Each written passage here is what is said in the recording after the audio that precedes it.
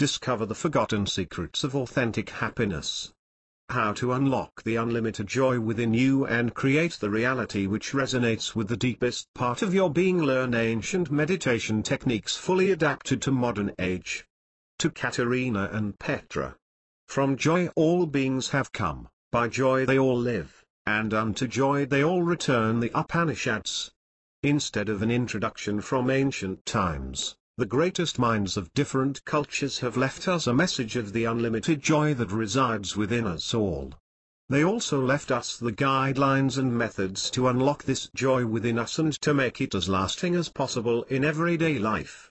Compared to the period several thousand years ago, the past 100 years or so have created the impression that a lot has changed. In the technological sense, it certainly has. However, man's desire for a joyous and fulfilled life has simply gained a new external form, and the methods to manifest this desire have simply changed its packaging. Regardless of the shape and form, all that people want, and all they have always wanted, to achieve by fulfilling their goals was to feel better, and to come a step closer to a happy and satisfied life, regardless of the goal in question.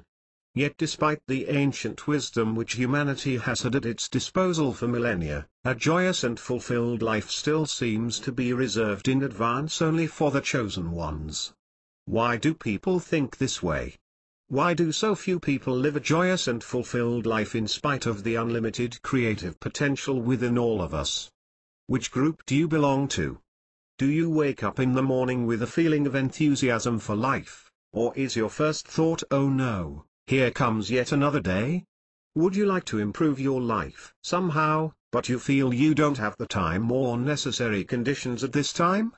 Are you, like so many others, waiting for better times which will probably never come if you just keep waiting? 11.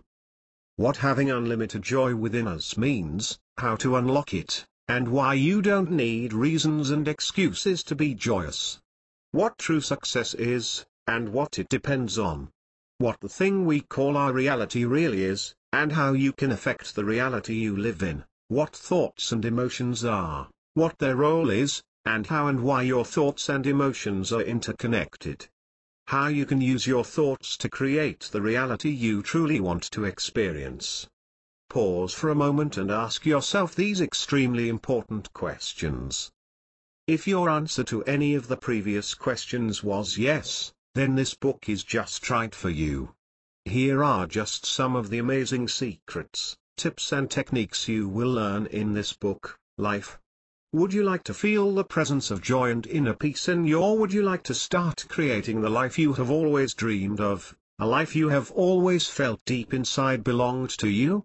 Would you like to live with a feeling of purpose and passion for life? How you can speed up the creation of the reality you desire. How to know what kind of reality you are creating at any moment.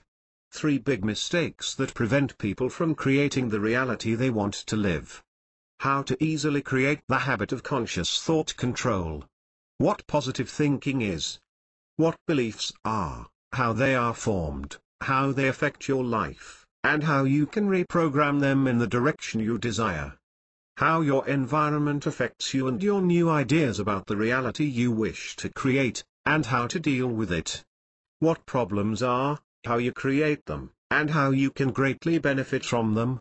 What heart desires are, how you can become conscious of them, how such desires are connected to your life purpose, and the difference between your heart desires and the desires others have imposed on you. How to set goals, how to relate to them, the point of setting goals, and the goals themselves. How to break out of the monotony of everyday life and live with a feeling of freshness. How to relax rapidly through an ancient and simple relaxation method. What meditation is, the benefits of meditation, and how meditation helps you become aware of and unlock the unlimited joy within you. 13. The difference between the meditative state and meditative techniques.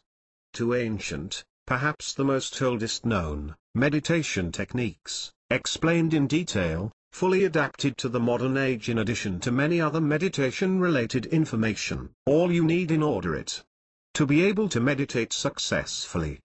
How to create time for meditation, If you think you don't have, is it ever too early or too late to begin meditating? Do you need to believe in God to meditate successfully? Is a guru necessary?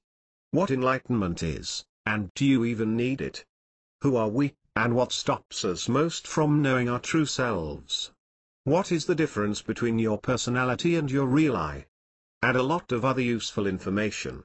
14 Part 1 The Joy Within. 15 Chapter 1 Do we need a reason to be joyous? The kingdom of God is within you. Jesus. From an early age, we have been taught that we need to fulfill certain conditions or behave in certain ways in order to receive our parents' love and affection. If we didn't behave the way our parents wanted us to, we knew the consequences. In childhood, our relationship with our parents was one of the main causes of joy, and if our parents were displeased with our behavior or us in particular, our supply of joy was cut off. In this way, most of us learned that we first have to fulfill others' expectations in order to deserve a small dose of joy. We placed conditions on our joy and made it dependent on outside events, and in doing so, we strayed from our true self, our true nature, and thus from our one and only unlimited source of true joy.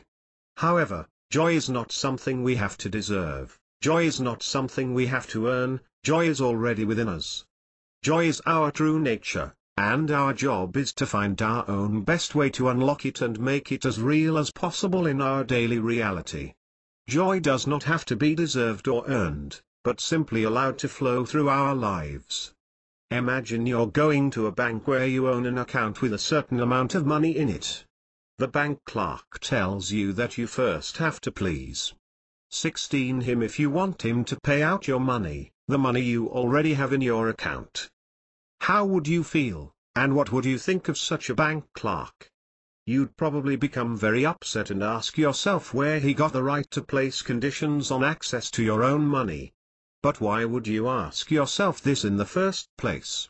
You'd ask because you are conscious of the fact that it's your money, and that, apart from certain formalities that banks require when withdrawing money from an account, no one has the right to blackmail you in such a way. Something that's yours belongs to you, and you instinctively object every time someone tries to take it from you, or restrict your access to it without your permission. Despite the fact that many people don't think like that, I guarantee you that a similar situation is happening with the amount of joy present in your life. Each one of us has an unlimited amount of joy on his or her bank account, but due to a lack of consciousness of this fact, we allow all kinds of bank clerks to ask us to please them on a daily basis before they give us something that's already ours. We are even supposed to feel grateful about this. But it doesn't have to be this way. By becoming increasingly conscious of ourselves as beings whose true nature is precisely unlimited joy, we bring ourselves into a state from which we can more consciously steer our lives in the direction of the life we've always dreamed of. The universe doesn't play games with us, and will never give us dreams that we can't fulfill. There are no exceptions to this. Inherent in every intention and desire is the mechanics for its fulfillment. The Rig Veda 17 Joy as a measure of true success. He only lives who living enjoys life main, and a success is something we seek naturally. No one likes or wishes to be unsuccessful. However, true success is an entirely personal matter, and depends exclusively upon us. True success always brings joy, inner peace and growth with it. The more joy and peace we have in our lives, the greater the success. Success isn't primarily based on the things you own or on the social acceptance you have. What's the use of having something if it isn't something that truly fulfills you and brings you joy? Unfortunately, it seems few people think this way. Look around you. Look at the number of people who seem to have everything one would want, and yet something is desperately missing. Why? Many have been creating wealth their whole lives, simply in order to prove their worth to someone else, without paying attention to their heart desires and higher visions. Success isn't something that can be determined by other people's standards, only you can do this. You are the only person who knows your circumstances, your heart desires, and the possibilities open to you at any point in time. Only you know if you're truly successful or not. You can make the whole world believe that you're something you're not, but when you stand in front of the mirror, the person reflected in it always knows the truth. Only you are in touch with your own feelings, which clearly show you where you stand on the path of personal and spiritual growth. 18. While one person may feel that success means becoming the president of a country, someone else might feel successful if they're able to create 3 extra hours during the day to do as they please, and even do nothing if they wish. While one person feels that success is becoming a millionaire, another sees a stable and fulfilling family life as the peak of success. We are all as different as we are similar. And that's wonderfully okay. The only measure of true success in your life is the amount of joy you feel every day. 19. Chapter 2 About the methods outlined in the book. It is not that things are difficult that we do not dare, it is because we do not dare that they are difficult. Seneca. This book offers several methods, which are interweaved throughout the chapters. Some can be practiced anywhere and at any time, and, generally speaking, will not take you any extra time. The meditation technique you choose, however, requires you to set aside about 20 minutes a day. This book has been written as a unified whole, and it's a good idea to read it in order first. Later you can come back to specific chapters. I won't ask you to blindly believe in the efficiency of these methods, as this would be quite childish. I only ask that you open your mind somewhat until you try them for yourself, and then arrive at a conclusion based on your own experience. The only thing of any importance is what actually works for you. Magical answers. Because we are all different, no one can write a book suitable for everyone and that can provide the magic answers to life's great questions. The biggest gift that any book can give you is to provide you with the tools to find the magic answers for yourself. The magic answers definitely do exist, but they only exist within you and for you.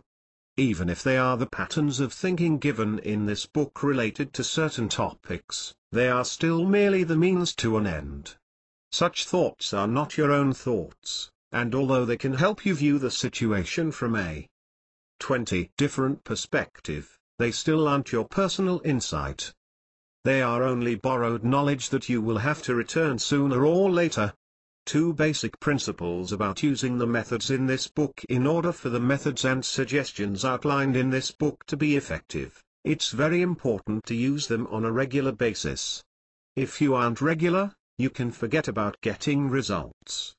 The mere reading about these methods means nothing if you don't use them regularly. You can read 100 books about football, but reading alone won't make you a great player. What will make you a great player is practice. Only regular practice makes the information in the book useful.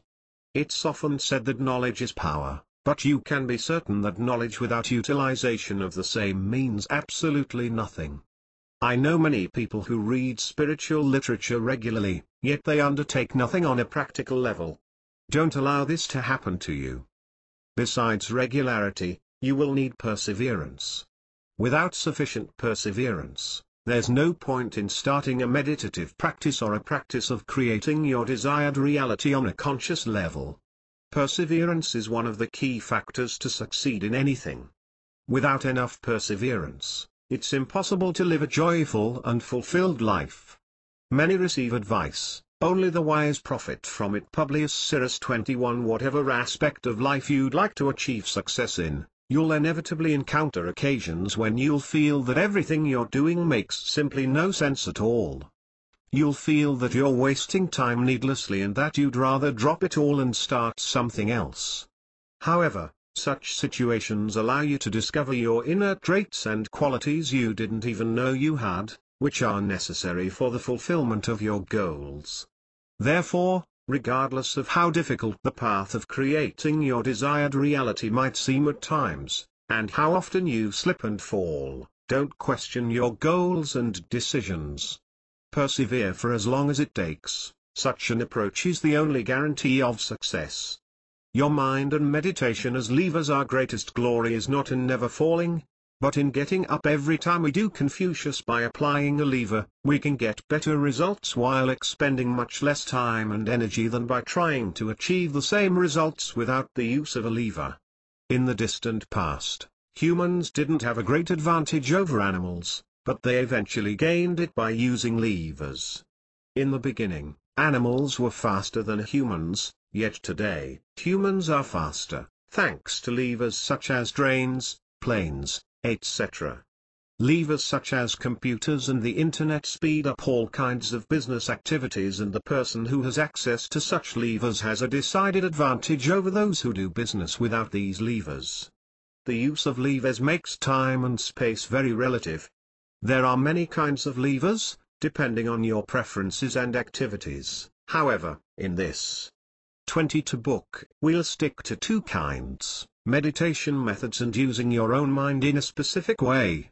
Later, we'll talk more about practical advice regarding how you can use the aforementioned levers to create the reality you'd like to live. But first let's look into what our reality really is, and how it comes to life. 23 Part 2 Creation of Reality.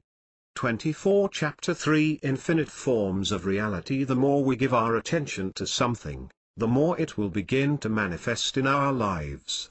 It will also become firmly set into our perceptions and experience of reality. The social conditioning that makes us strive to prove ourselves, to be more productive, and to achieve ever greater heights of career success doesn't leave us with enough time or freedom of mind to ponder the existence of other possible realities, except for the one constantly imposed upon us. Fortunately, there are an infinite number of available realities, and we are free to choose the precise kind we'd like to live. We can't change the world or other people around us without their permission, nor is there any need to do so. However, we have complete influence over the reality we live in, or the one we'd like to be living in. We are all equals in this respect. What is our reality? With our thoughts we create our world, the Pali Canon. Our happiness depends on us. Aristotle 25. Numerous scientific studies have shown that whether a person is observing a certain object or merely imagining it, the same neural connections are activated within the brain. It has also been shown that the brain, more precisely, the visual cortex of the brain responsible for processing images, sees no difference between the real and the imaginary, nor does it differentiate what a person sees from what he remembers having seen. Our brain is made up of neurons, cells whose main purpose is to transmit information to each other.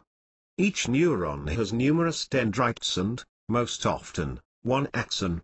The dendrites receive information from other neurons, whilst the neurons send information to another neurons through the axon. In the area where one axon ends and the next neuron begins is a tiny space, connector, called the synapse, through which information passes from one neuron to the next. The axon doesn't touch the cell, which is receiving the information. The cell can receive thousands of signals from other cells, but can only send one signal at a time. The language used by the neurons to do this comes in the form of electrochemical signals. When a neuron sends information, that is, when the chemical signal sent by the neuron reaches the end of the axon, it releases chemicals known as neurotransmitters, also called neuropeptides.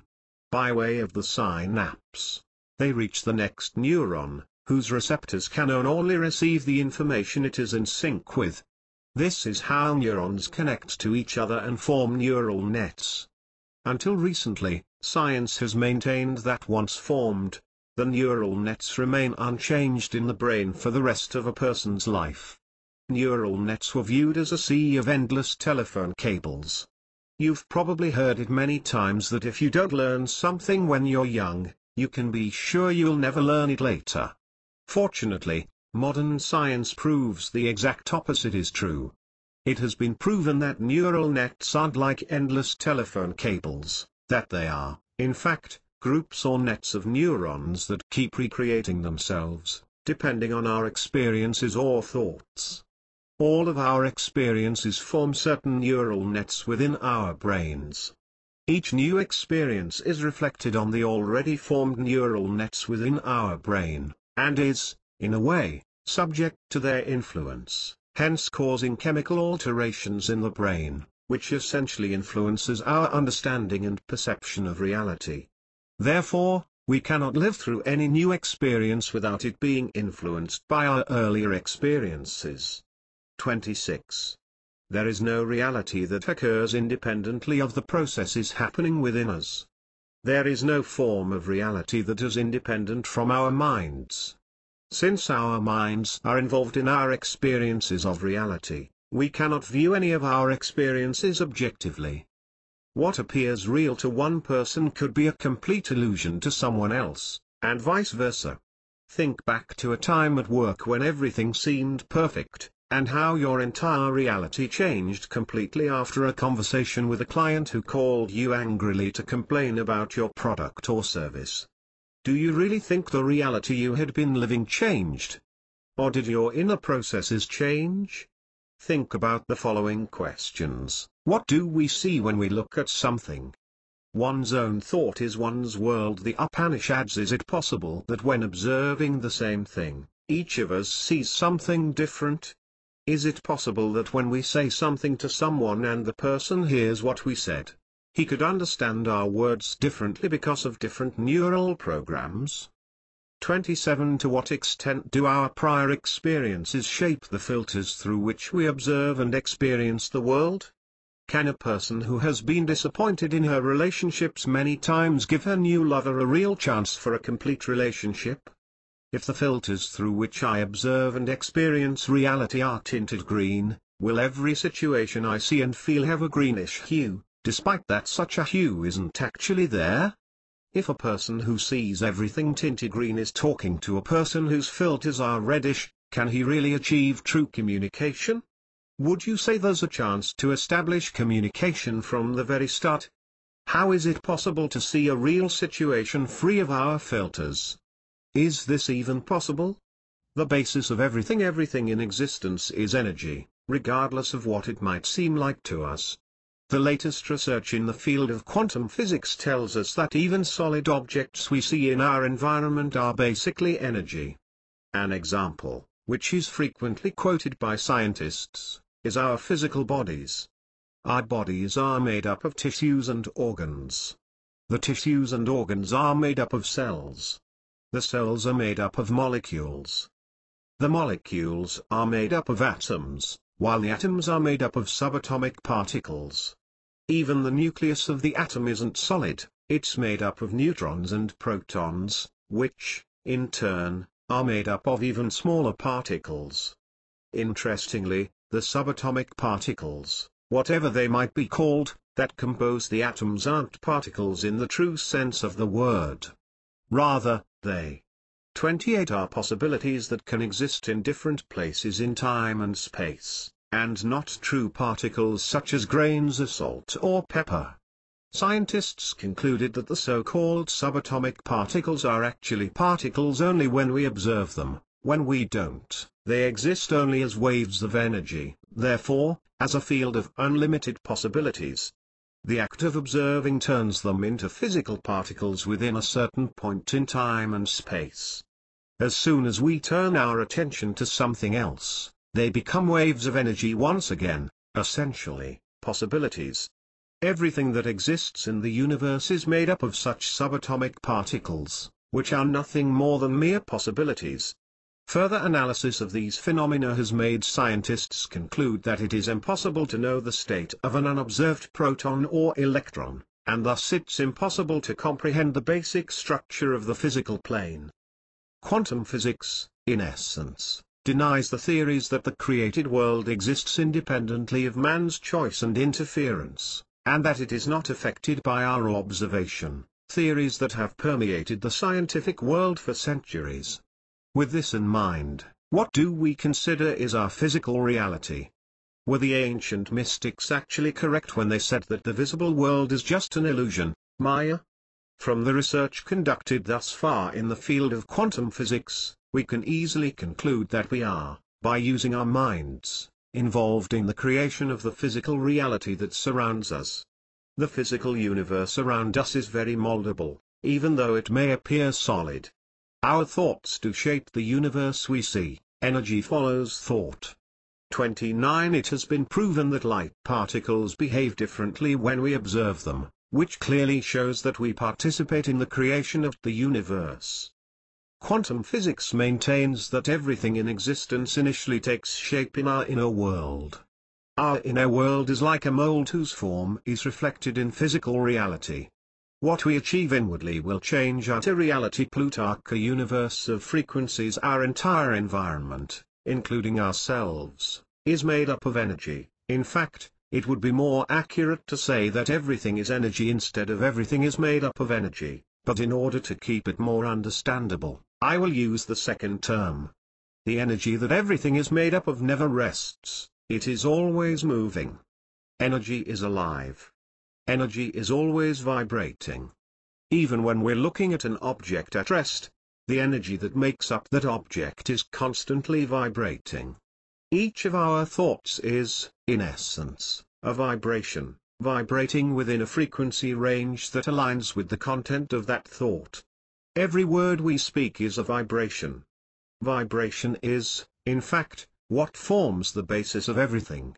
However, even though everything is made up of vibrating energy, each thought, word, and object vibrates at a different frequency.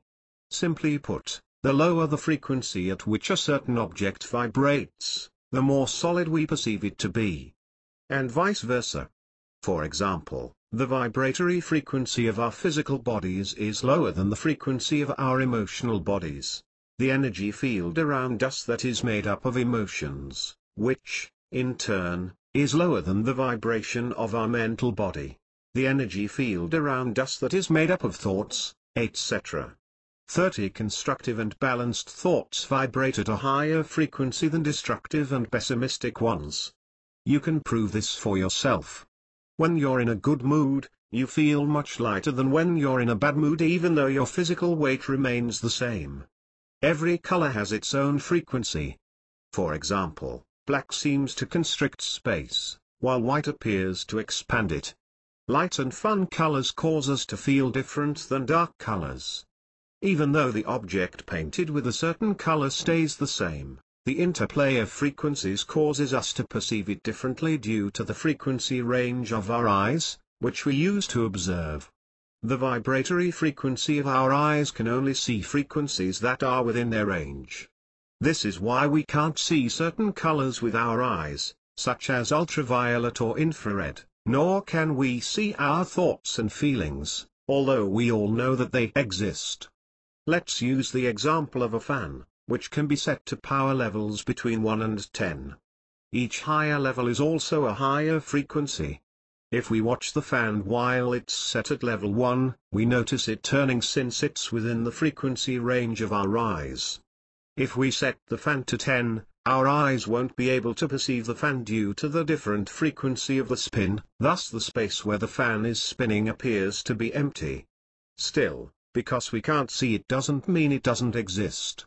It is still there and it affects us. In this example, it ghouls us.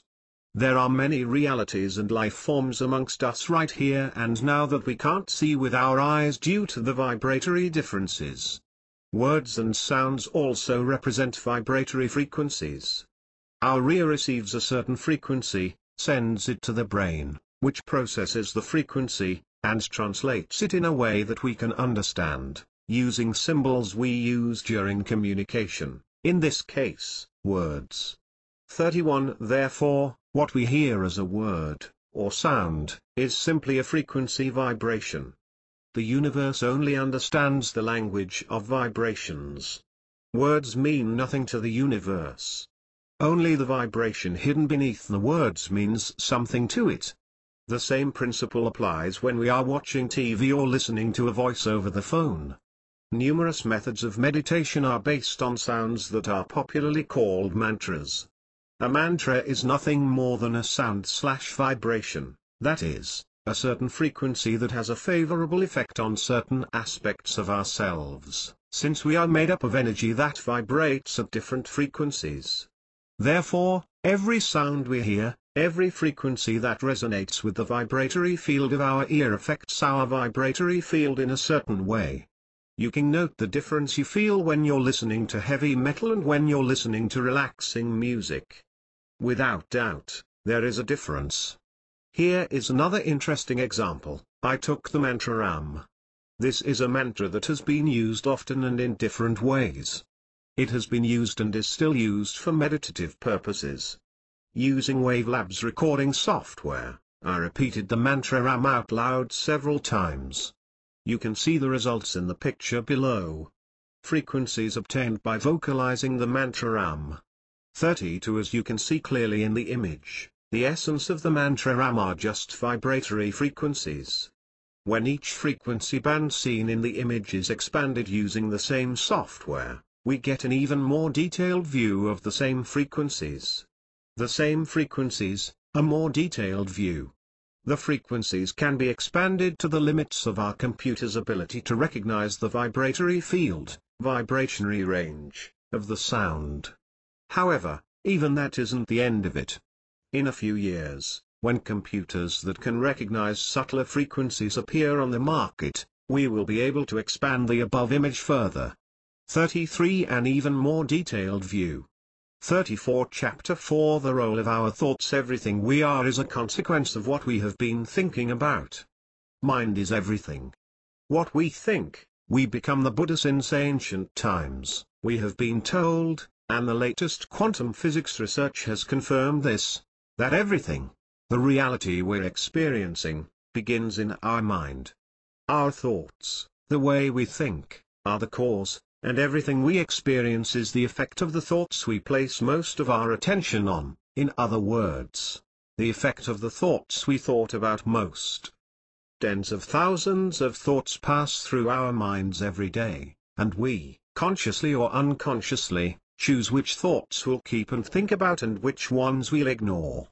The thoughts we decide to keep and that we often return to become like a blueprint that will provide the basic guidelines to the house we're building, that is the reality we're creating. The placebo effect. Our life is what our thoughts make it. Marcus Aurelius.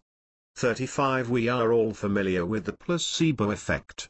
If a doctor convinces a patient that the medicine, a sugar tablet, for example, he's taking will certainly help him get better, and that the same kind of tablet has already helped hundreds of other people with the same illness get better quickly, the patient's entire mind pattern will be completely different than if the doctor had told him that there was no cure, and that he only has a month left to live. It's interesting to note another curious fact related to the placebo effect. Recent investigations, one conducted by Dan Ariely from Duke University in cooperation with the Massachusetts Institute of Technology, showed very interesting results.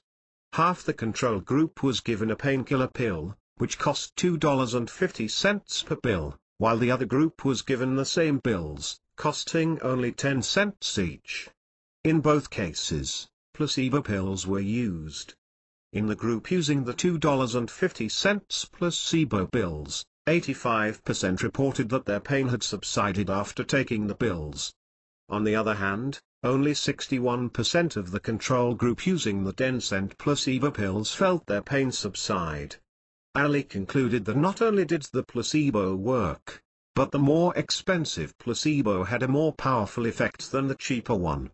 From the aforementioned experiment, and from numerous others, it is clear that the patients reduced their pain entirely using their thoughts, but had they been told beforehand that they could reduce their pain with their thoughts alone, they would probably have laughed off such a statement, and, in the best case scenario, they would have told you that they were hurrying to a meeting.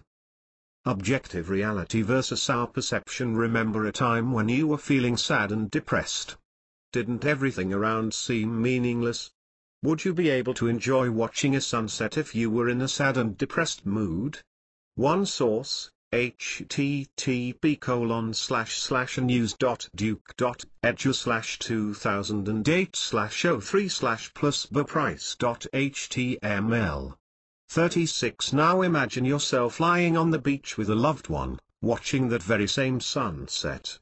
Would your experience of the sunset be the same when you were feeling sad as when you were feeling great? But why would you experience the sunset in a different way?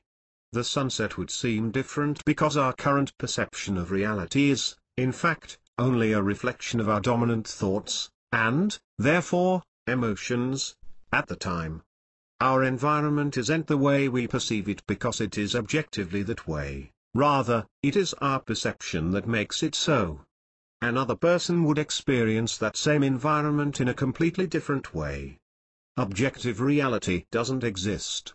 What exists is only the way you look at situations around you, and the way you look at them is subject to your mental interpretations.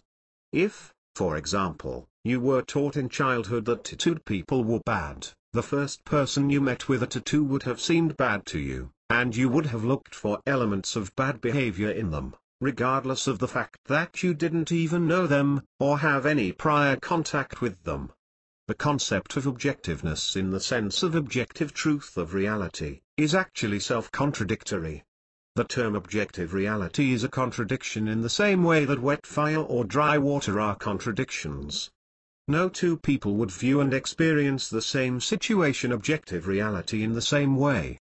There are no two people whose experience of a third person would be identical. Your way of thinking and the thoughts you think most frequently are of the utmost importance when it comes to experiencing the world around you. The way you experience the world is the way it will be for you, but this is not because the world is objectively that way, rather, it is because you see it that 37 way, and the reason you see it that way is because you view it through your thoughts, mental prisms, which you think most frequently. Thoughts are the bridge that connects you to the reality you experience. When we think of something, we become energetically connected to what we are thinking and begin to acquire the vibration of that which we are thinking of. Prove it to yourself. If you think of a painful experience for 5 minutes, you'll soon sense a feeling very similar to the one you felt when the actual experience took place. The same holds true for thinking about pleasant experiences. We connect with what we think about. Thoughts are a bridge that connects us to the reality we are experiencing. When we don't have any thoughts, for example, during deep meditation or orgasm, the world around us stops existing for a brief moment. In such moments, we simply are. If we think about abundance, we begin to acquire the vibration of abundance, and we begin to notice abundance around ourselves more. If we think about lack, we begin to acquire the vibration of lack. However, regardless of whether we see abundance or lack around us, we are correct in both cases.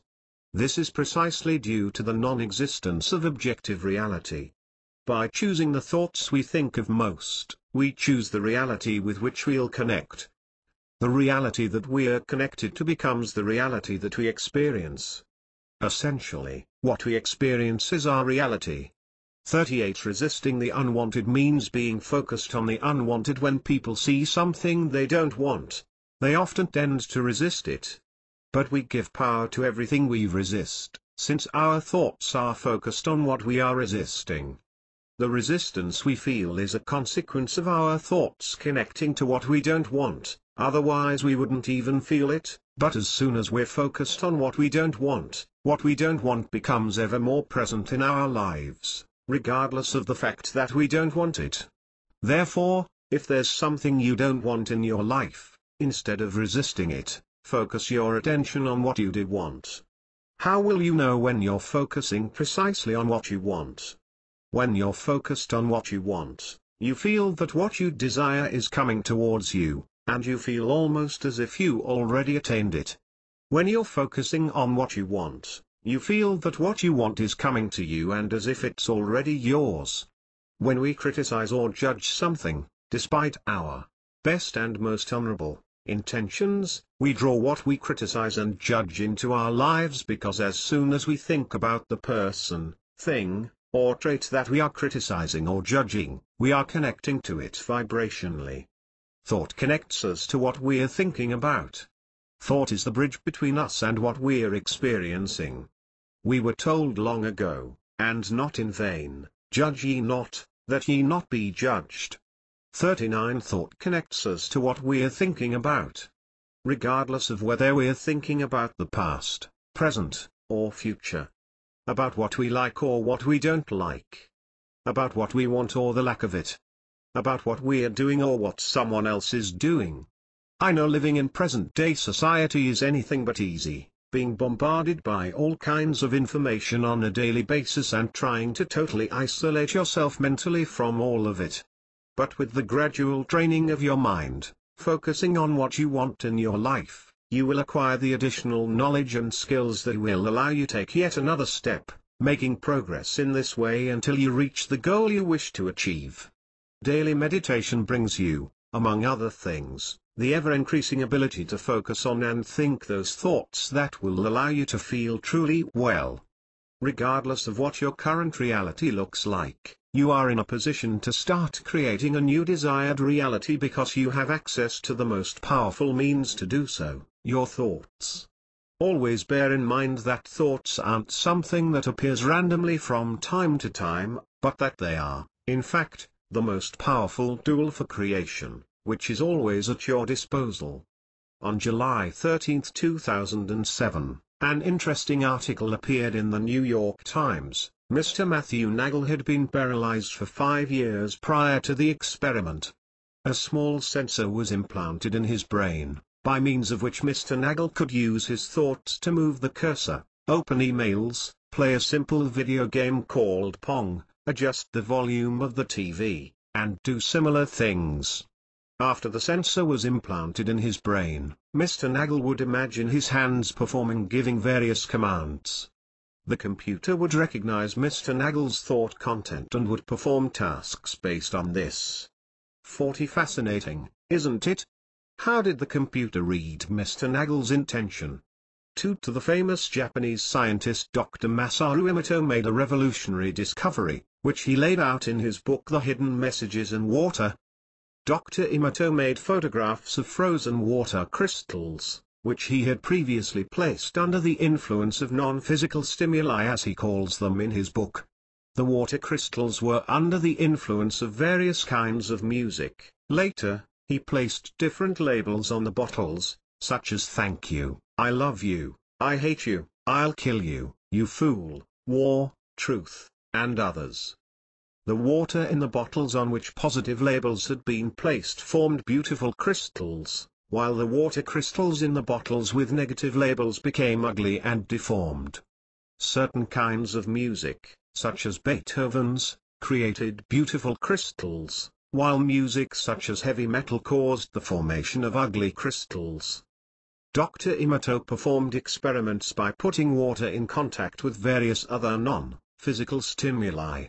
He made photos of water crystals after placing the water in a microwave oven, then of water, which was next to a cell phone which was turned on, water blessed by Tibetan priests, and numerous others.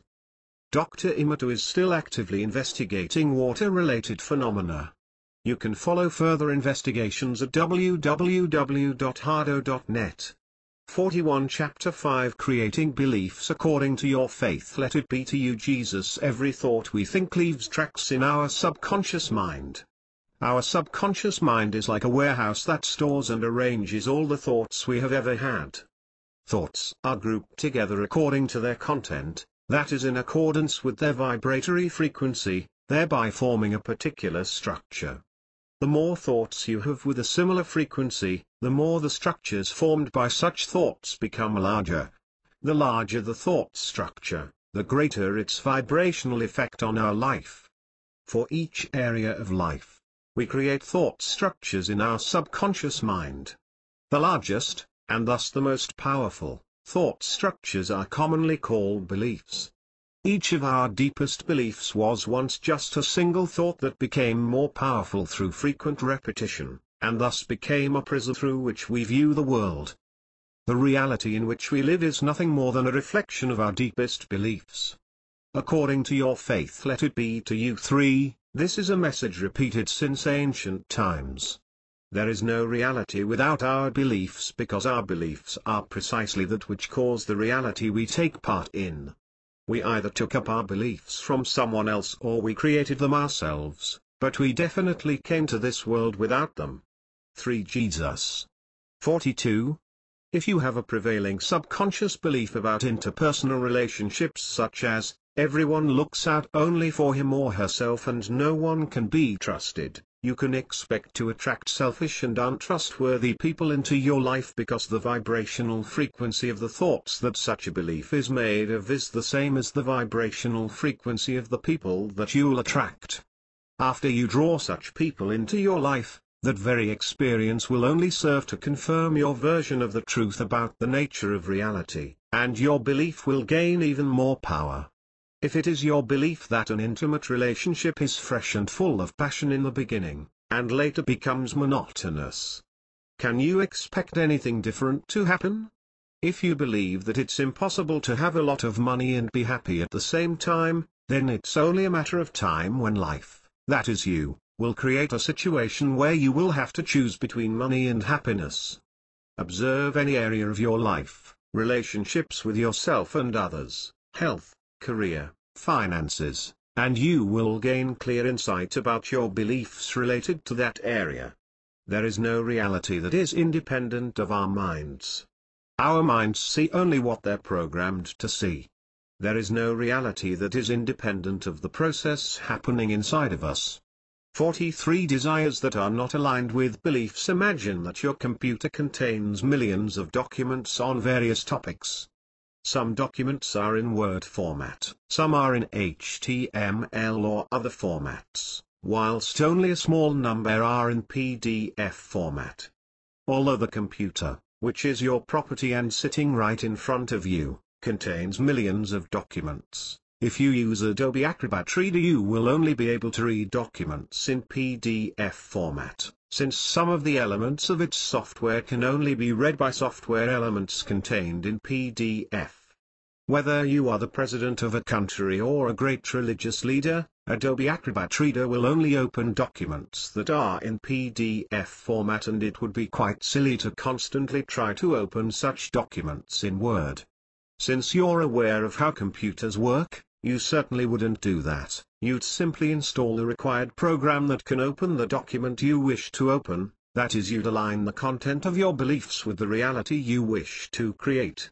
Unfortunately, many people are still trying to open a Word document, the reality they desire, which isn't attuned to their beliefs, in Adobe Reader, the specific belief, on a daily basis, and are in constant wonder and disappointment as to why it's not working.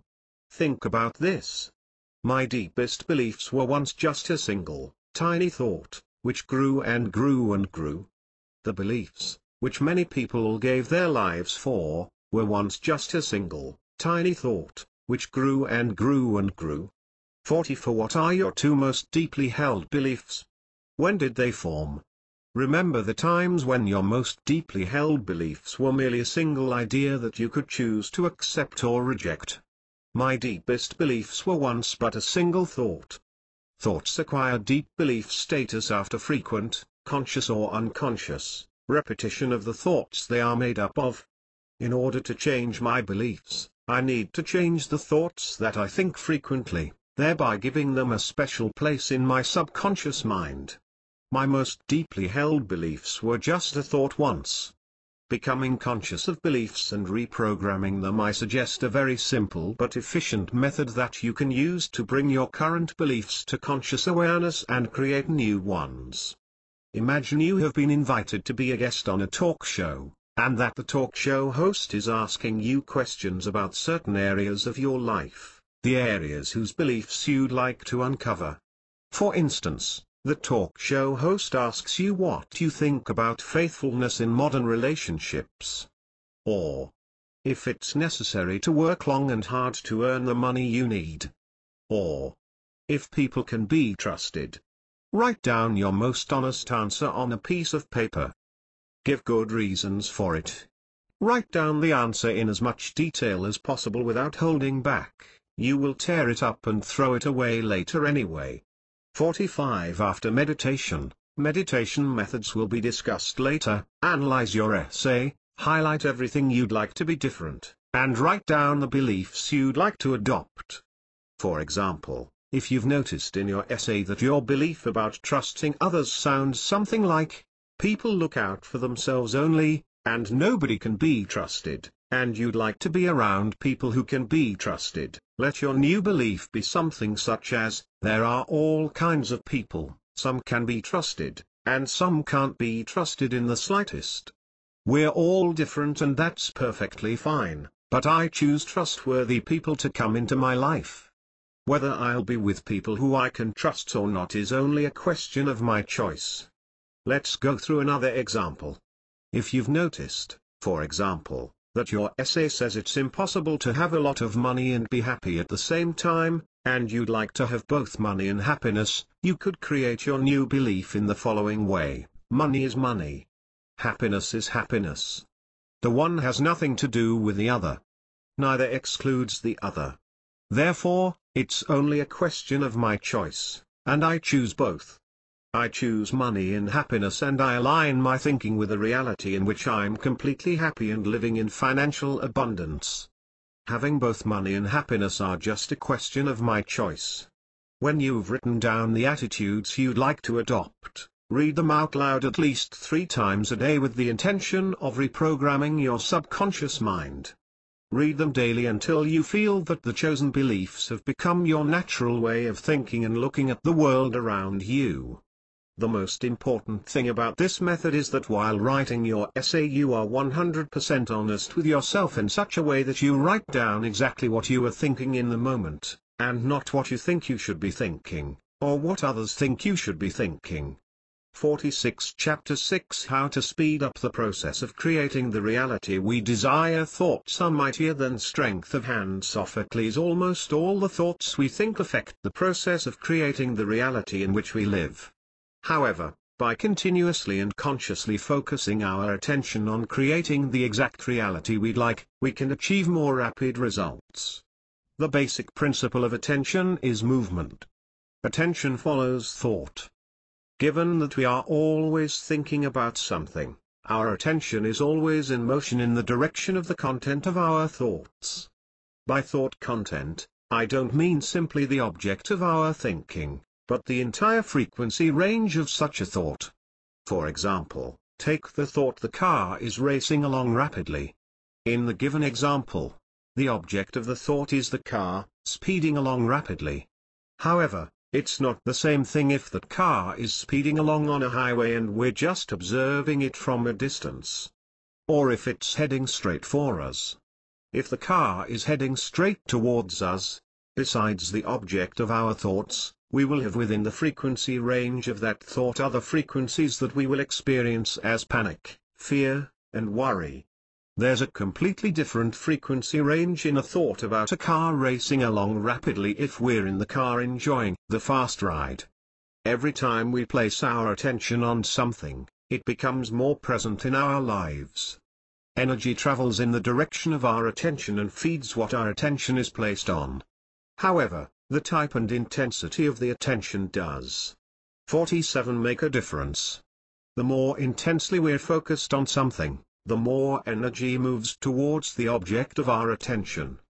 In order to attract a certain reality into our lives, that is to align with the frequency of our desired reality, besides choosing our thoughts carefully, we have to choose ideas that are aligned with such a reality, formulate them, give them a frame of reference, and place our attention on these ideas both consciously and continuously.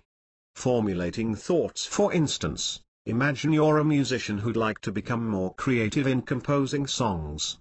You've chosen a certain idea and you've formulated it. I compose beautiful songs and always get new, creative ideas. The source of my inspiration is unlimited. I enjoyed the creative process. People love listening to my compositions. The more I compose, the better I am at it. I clearly understand that I create my reality through my choices, and this makes me happy and creates a feeling of freedom. I choose unlimited creativity.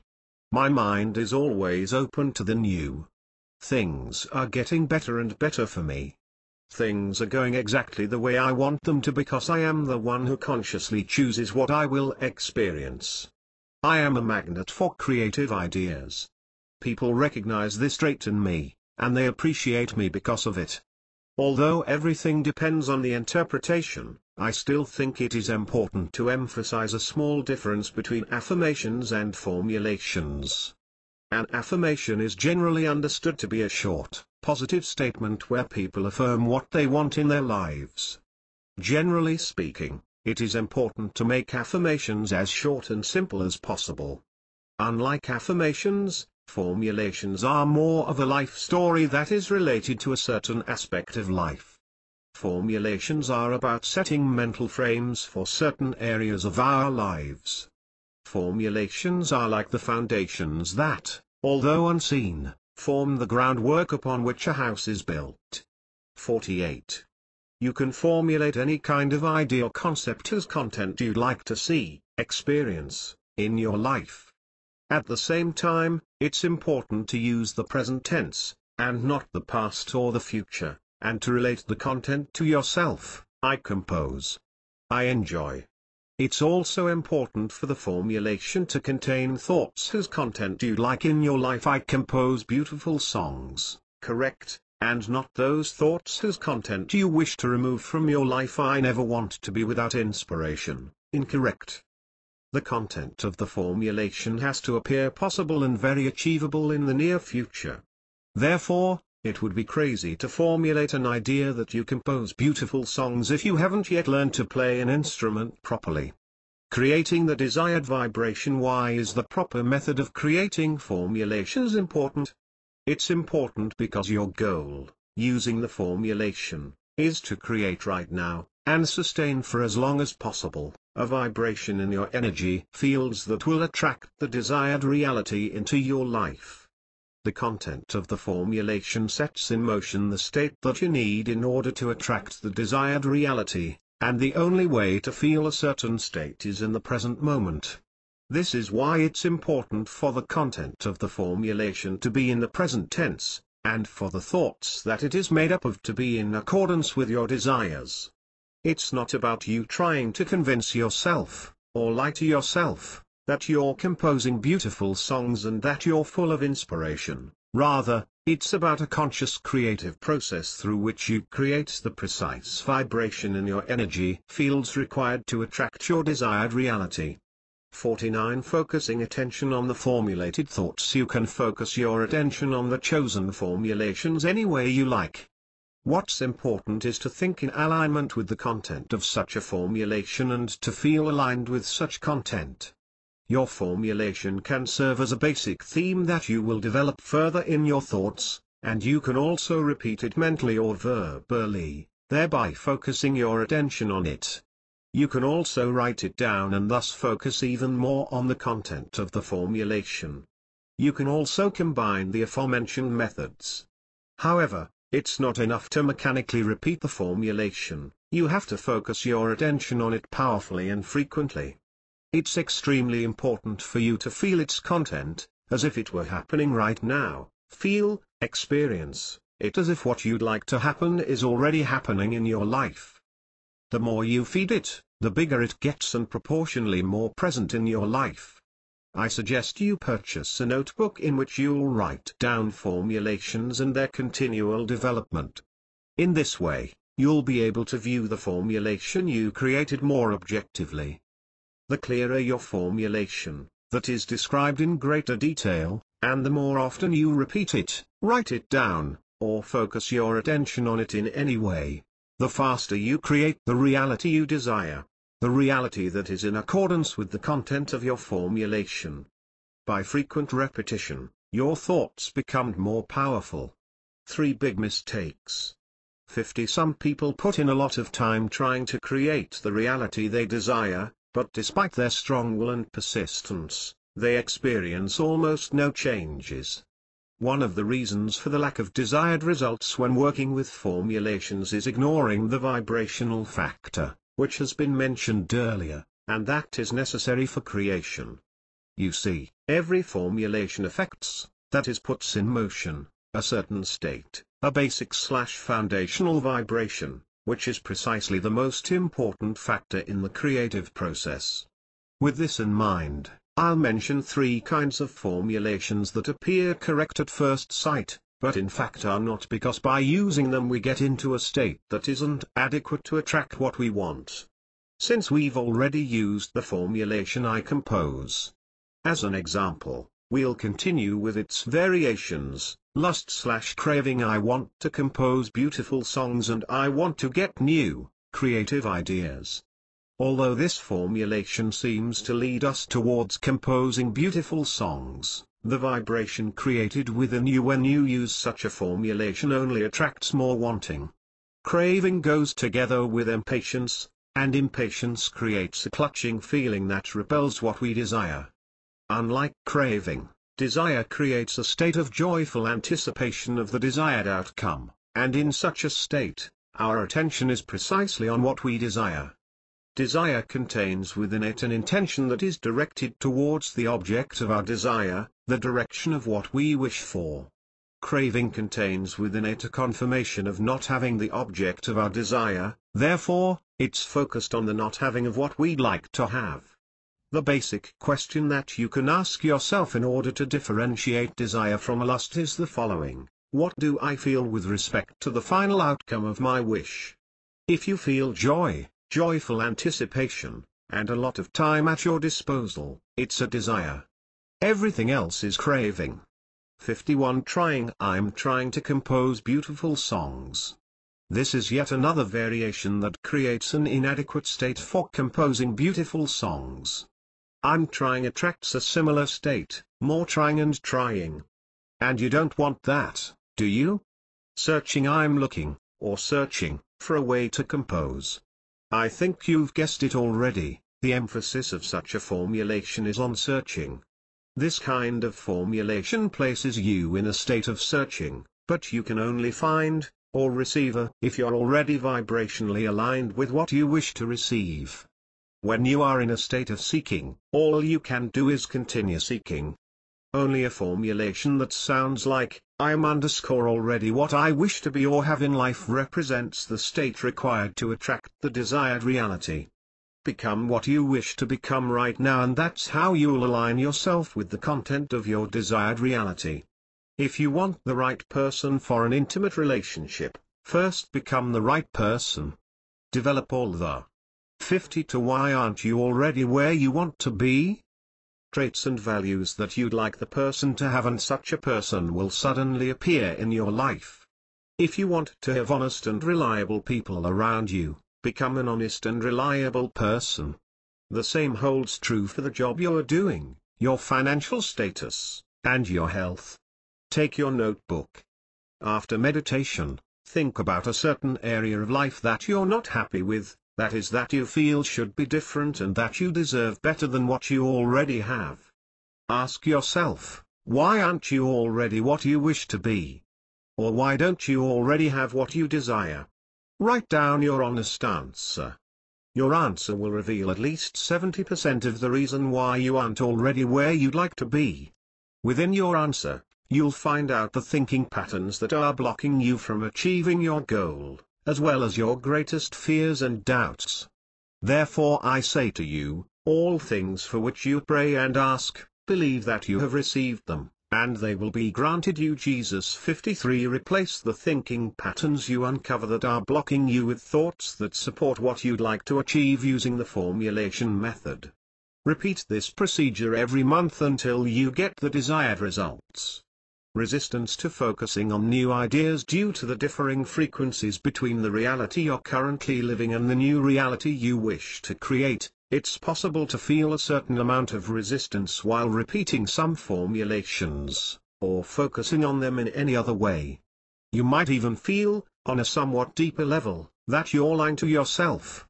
Therefore, before using a formulation that you made yourself, take such a possibility into account and remind yourself that what you're doing is an entirely creative process, and that any resistance you might feel while focusing on your formulation isn't due to your intuition or inner guidance telling you that you're unable to create what you desire, but is due to your old beliefs that oppose the new idea. Beliefs that create resistance came into existence in the same way. They were once just a thought, magnified by your repeating and frequently focusing on it. In such cases, just continue to think in accordance with the formulation you've created.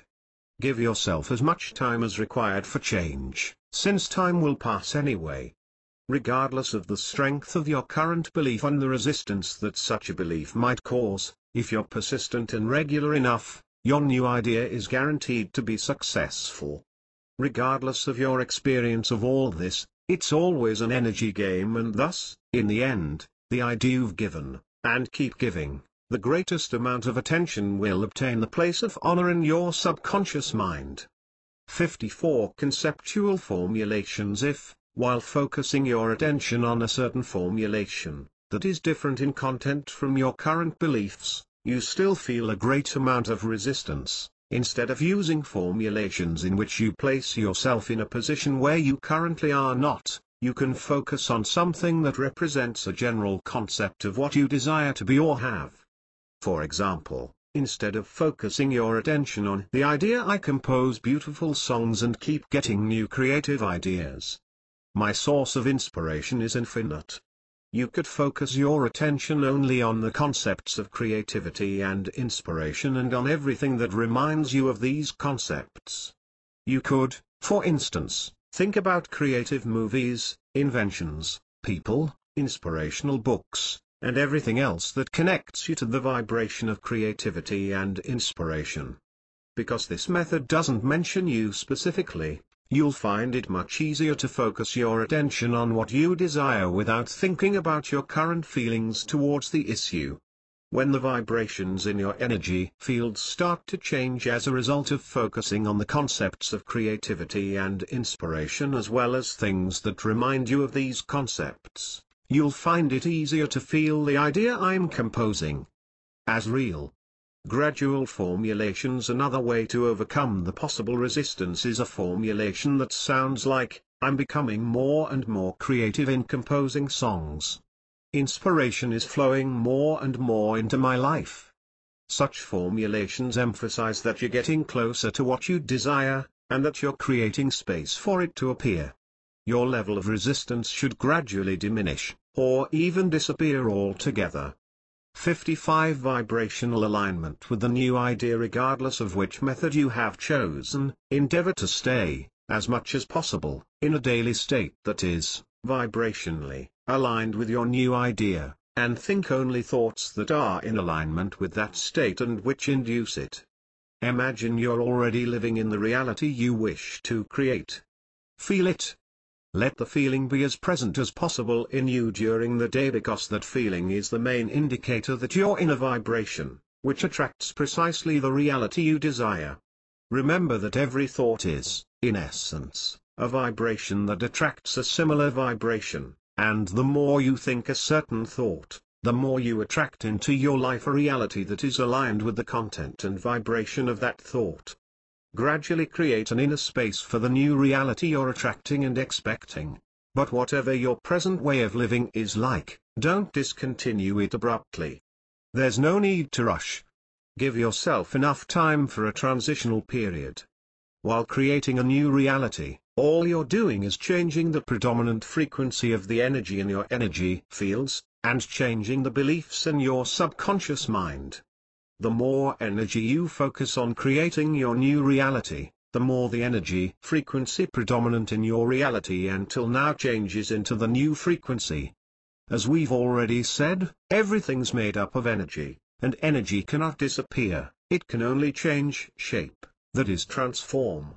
The more you repeat a certain thought or idea, the more powerful it becomes and the more influence it exerts on your life. You can use your formulations while you're driving, waiting in line, sunbathing on the beach, taking a shower, or sitting at a boring meeting, before going to bed. There are no hard and fast rules. 56. By meditating regularly, the world of energies will become less unknown and mysterious. When you glean even a slight insight into how energies work, your thoughts and the conscious and unconscious process of reality creation will become much clearer to you. Regular meditation will increase the power of your focus, and you'll find it easier to focus on the ideas you want, and by doing so, you'll manifest them more rapidly. the rhythm of reality creation. It doesn't matter how slowly you are moving. What's important is not to stop Confucius when you notice certain mental programs, subconscious beliefs, and you conclude that they're not aligned with your desired reality. It's very likely that you'll create a large number of formulations and want to change everything you don't like overnight. I would, however, suggest that you allow yourself time and patience, as much time and patience as needed. Don't give yourself a time frame within which you have to do something, since this will create unnecessary pressure. There's no hurry. Always keep this in mind. It might be best for you to choose 1 or 2 areas of your life, create formulations based on those areas, and work on them until you achieve the stage and results that you're entirely happy with.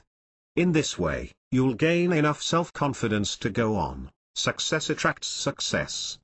57 Copyright Thomas Love Tomic, all rights reserved worldwide. http://tomic.com. How to easily create a habit of conscious thought control. I will show you a simple, yet very powerful method that can help you easily set up a habit of the conscious use of your thoughts. It often happens that when people hear of the power of thoughts, they pay attention to what and how they think during the first few days, while still under the influence of a book or lecture where they had received such information. However, due to many day-to-day problems and obligations, they forget about the power of thoughts. To avoid this, I suggest that you get a reminder that will always prompt you to consciously create your own reality. The reminder could be anything you use frequently and on a daily basis. For example, a sticker that you could attach to your cell phone.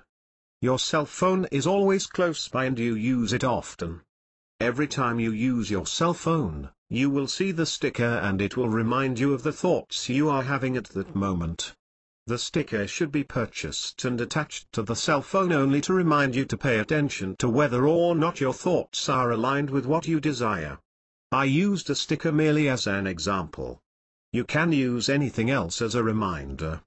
If you spend lots of time in the office, you could buy a decorative object that will serve as a reminder and keep it in a clearly visible place. Although simple, this method is extremely effective. Try it and see for yourself. Positive and negative thinking are just labels. 58 People tend to think that positive and negative thinking refers to thoughts that are positive or negative in and of themselves. However, this is not so. Positive or negative thinking is simply a certain way of thinking, and is not related to any specific thoughts. Positive or affirmative thinking means thinking only those thoughts that are aligned with the reality we wish to create, thinking those thoughts that affirm the reality we wish to create. Thought is energy. Energy in and of itself is neither positive nor negative. There is no thought that is solely positive or negative. A thought becomes positive or negative only when we determine what kind of reality we desire in our lives. Therefore, if you desire a life of abundance, thinking about the idea that money flows abundantly into your life is positive, since it supports, that is affirms, your desire for financial abundance. However, to a monk who has made a vow of poverty, thinking about money coming into his life in abundant quantities is a negative thought. Why? Because it negates the reality he wishes to create. In order for the monk to act affirmatively, positively, in accordance with his vow, he would have to entertain thoughts that support his poverty. Therefore, don't accept preconceived notions of what is positive or negative, but rather, take a look into your heart and become conscious of what it is that you truly desire to create, and then act positively towards that end. Such an approach is the only guarantee that, having received what you wanted, you will have received what you expected to receive, and will have fulfilled the initial reason for having begun to create that specific reality. You have a mind in order to use it, and not so someone else can think for you. 59 Chapter 7 How to find out what kind of vibration you're emitting at any time. Your feet will bring you to where your heart is. Ancient Celtic proverb. We are continually sending certain vibrations into the universe that are caused by our thoughts. It is very difficult to objectively assess what kinds of thoughts are spinning around our heads throughout the day, and it's especially difficult to appraise those thoughts that stem from the beliefs we are not even consciously aware of. Despite this, however, there is a very simple way to accurately find out what kind of reality we are attracting at any given moment. The method is very simple. All we need to do is to pay attention to how we feel. In order to most easily determine what kind of vibration you are sending out at any given moment, you need to pay attention to the way you are feeling at that time. What we feel is a result of the predominant thoughts at that moment. Feelings are the clearest indicators of our current state, and, as a consequence, of the vibration we are emitting. For just a moment, stop reading this book and pay attention to the way you feel. Regardless of the desires you wish to manifest, you are creating a reality aligned with your current vibration right now. 60. If you are complaining about anything, even if it is because you wish to change something for the better, the vibration of your energy fields aligns with the frequency of what you are complaining about, and thus you get. You know what? Despite this, very few people pay regular attention to their feelings. If we do not become conscious of our feelings, we will be forced to dance to someone else's tune to a certain extent for the rest of our lives. Being insufficiently conscious of one's own feelings is one of the main reasons most people do not even know what they want in life. From our earliest childhood days, society forces us to suppress our feelings. They constantly warn us: don't cry, don't yell, don't laugh loudly, don't show your weaknesses. And such warnings are seen in everyone's lives. Despite all this, however, feelings are the center of our lives and are part and parcel of everything we desire. Whatever it is that we desire it solely because of certain feelings that we think will be predominant when we get what we want. There are hundreds of different feelings that surface within us on a daily basis, and that we will not become aware of if we don't pay attention to them. Without being conscious enough of our feelings, it is difficult for us to express what it is we actually want out of life and the people around us. Make a daily habit of becoming conscious of what you feel. However, make a clear distinction between what you are truly feeling and what you think you should be feeling. 61. To make it easier for you, I will make a list of emotions that people tend to desire. Some of them, or certain combinations, could be said to fall under the common phrase, I feel good. A list of emotions: active, abundant, accepted, responsible, adequate, admirable, adored, wealthy, pleasant, ambitious, appreciated, attractive, awake, conscious, impressive, balanced, courageous, beautiful, blessed, amazing, gifted, peaceful, capable, cared for, centered, careful, certain, pure, clear, comfortable, self-confident, satisfied, cooperative, brave, audacious, protected, desirable, dignified, disciplined, keen, ecstatic, efficient, elegant, emancipated, energetic, euphoric, excited, beloved, graceful, flexible, focused, free, gifted, gracious, charming, protected, happy, healed, friendly, honest, important, self-reliant, influential, innocent, interested, joyous, kind, faithful, mature, modest, noble, open-hearted, organized, calm, passionate, patient, tranquil, agreeable, popular, positive, powerful, praised, ready, prosperous, advanced, directed, radiant, relaxed, remembered, respected, rewarded, skilled, strong, supported, thankful, tolerant, unique, precious, vital, worthy. The above list is not complete, and I invite you to add to it every day with newly discovered feelings.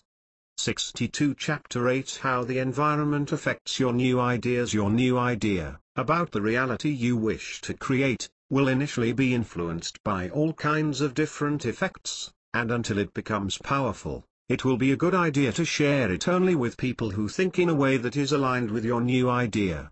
The people you associate with influence you a lot. Of course, I am not saying to stop keeping company with everyone else, but simply to take care of whom you share your ideas about your new reality with. I recommend that you temporarily stop watching films that cause fear and stress. It is only when you become more aware of the energies within and outside yourself that you will realize to what extent thrillers and crime movies ruin your energy system by keeping you in a constant state of tension. Whenever you watch such films, you are energetically connected to the scenes that take place therein, and not only for the duration of the film. Your subconscious mind absorbs such information and affects the reality you are living in accordance with it. Such films are a prime cause of our many fears. Your subconscious mind does not differentiate the real from the imagined for. Your subconscious mind does not see a difference between a tense scene in a film and a tense scene in real life. From the standpoint of the subconscious, for research conducted a few years ago on 46,000 heart patients, of whom half had taken a placebo and the other half heart medications, showed that the results of both control groups were the same. The patients who had followed the doctor's instruction regarding the regularity of taking the pills got the same results, regardless of whether they had been taking the real medicine or a sugar pill. This is just one of several thousand studies that clearly show that our subconscious mind does not differentiate between what really happened and what we just imagined happened. Source: British Medical Journal, 2006. 333, 15-9. 63 Mind: such scenes are reality that has really happened, and precisely due to this, your subconscious mind stores such thoughts, which, having been stored, continue to affect your daily reality. I can already hear some of you saying, "I know it's just a film, and I don't take such scenes seriously. As soon as the film is over, I forget them. I just see it as entertainment." This may be so, but your subconscious mind stores everything your eyes see, and even more than that. Study the effects of subliminal messages and it will become clear why our subconscious mind sees more than we are aware we see. You could be completely emotionally detached from the film you are watching, but your subconscious mind adds up all the scenes with no exception. No one can watch a film with tense scenes and prevent such images from entering his subconscious mind. It is like saying that you can hold your finger in a flame without getting burned. It is just impossible. The same holds true for a large number of newspapers and magazines. They are often full of gossip stories and negative content, and when one reads such things on a daily basis, they can become part and parcel of their reality. Many journalists have become true parasites, striving to find intriguing titles just so their stories can be published. If they are sick, do not let them infect you. If such journalists have gotten involved in a reality that is full of negativity, this is their problem. Let them suffer the consequences of their own choices, while you choose what truly makes you happy. Only that which truly makes us happy is worthy of our time and energy. Raped his own daughter. Found in bed with another. 20-year-old dies in car crash. 64 Why all this? There is no benefit in reading such texts because they merely cause additional fear and worry. Fear and worry are also your creations. Analyze the songs you listen to often. What are their lyrics like, and what kinds of feelings do such songs provoke within you? If the lyrics and the feelings they create are not aligned with the reality you wish to create, simply stop listening to them. The universe is a field of infinite possibilities, both positive and negative. Everything that can be imagined can exist, and thus it is to be expected that different possibilities will come into expression every day. This is not strange. What is strange is getting involved in a reality that you actually do not desire. That is the strangest and most incomprehensible thing. Why do most people continue creating a reality that they do not want? Clearly choose the reality you desire, and act accordingly. 65 Chapter 9 Acceptance. Each of us has received the opportunity to take part in this wonderful game called life. However difficult things might seem at the moment, understand that it is just a consequence of your thoughts, those that were predominant in the past. and that you can start creating a different reality in the same way right now. Accept your current situation the way it is and move on. Accepting the current situation does not mean you have to be satisfied with it, nor does it mean that destiny willed it to be so. Acceptance simply means respecting that you have arrived where you are now solely due to your own choices. Acceptance means respecting that there is an order in the universe and that nothing occurs by accident, no matter what it might seem like to us at times.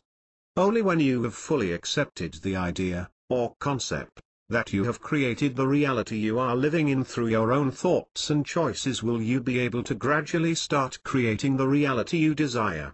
The most powerful starting point: what you are is what you have been, and what you will be is what you do now. Buddha. If not now, when? The Talmud 66. The moment of acceptance is the most powerful starting point from which we can begin to direct our lives in the direction we desire.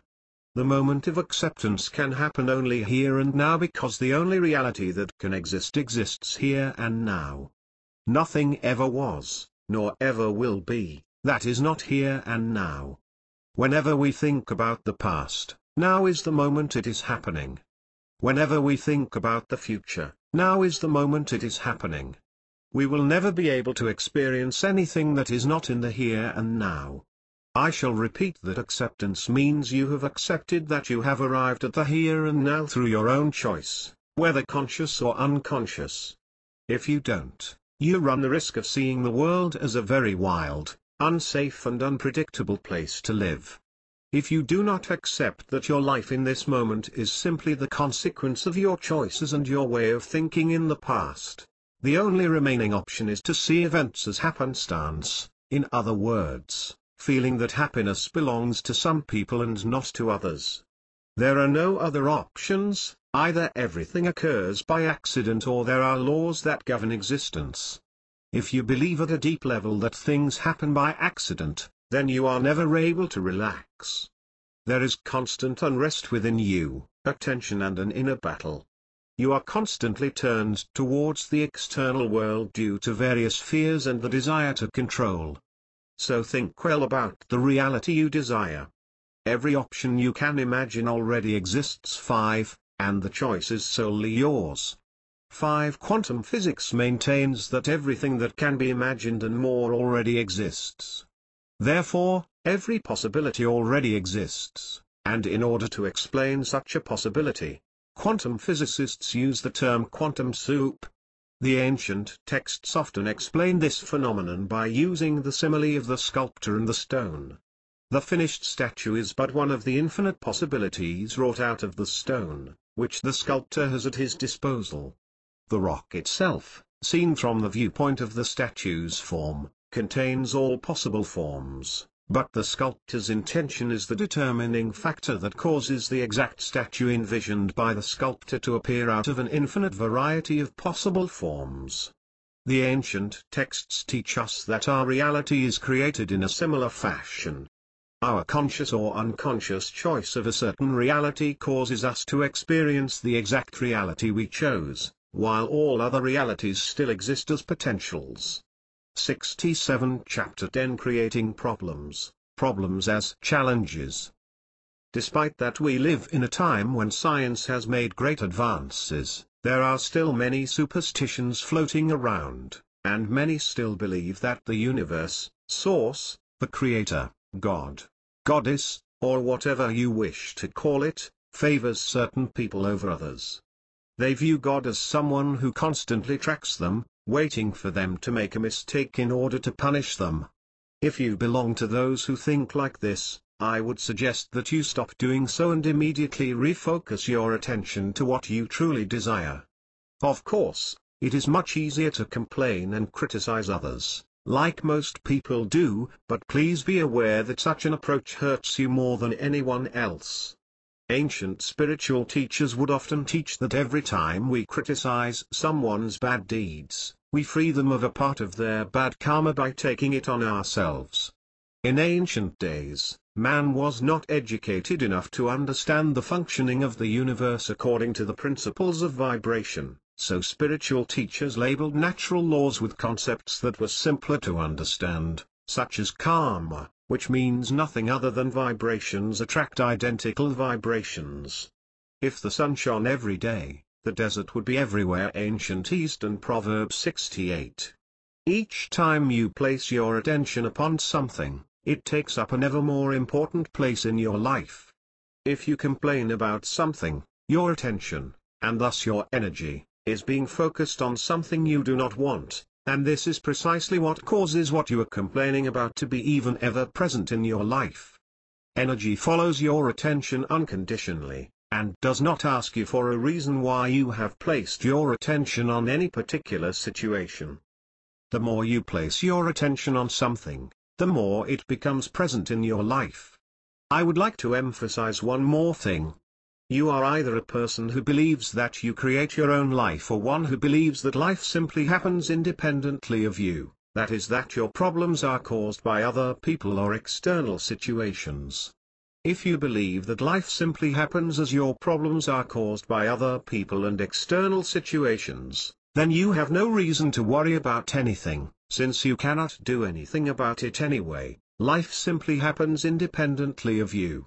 However, if you are ready to take responsibility for your life, in the sense of taking responsibility for the consequences of the choices you have made thus far, then you are also ready to create the reality you desire. When I say, take responsibility for your life, I do not mean that anyone is going to ask you to be accountable because of complaints or sanctions. By assuming responsibility, I mean exclusively the way of looking at what is going on in your life. By assuming responsibility, you accept yourself as the creator of your reality, and only then can you start creating something different, something better. 69. Taking responsibility for all the events and circumstances in your life is not an easy task. It requires a lot of courage and trust in life, but in the end such an approach is far more profitable. By complaining about anything, or by blaming anyone about the situation you are in, you continue to participate in the creation of your life, and you are still a creator, but not in the direction you desire. When you find yourself in a situation that most people would complain about, focus your attention, and thereby your creative energy, on the question, how can I solve the current situation? This approach opens your mind to solving the problem that has appeared, and focuses your attention on what will solve the problem, instead of an even more problematic situation. Although these might seem the same at first glance, they are in fact entirely different approaches. Energy follows your attention regardless of the reason your attention is focused on that particular situation, and the more you focus your attention on something, the more evident it becomes in your life. Instead of using the word problem, use the words challenge, or opportunity to grow, or simply situation.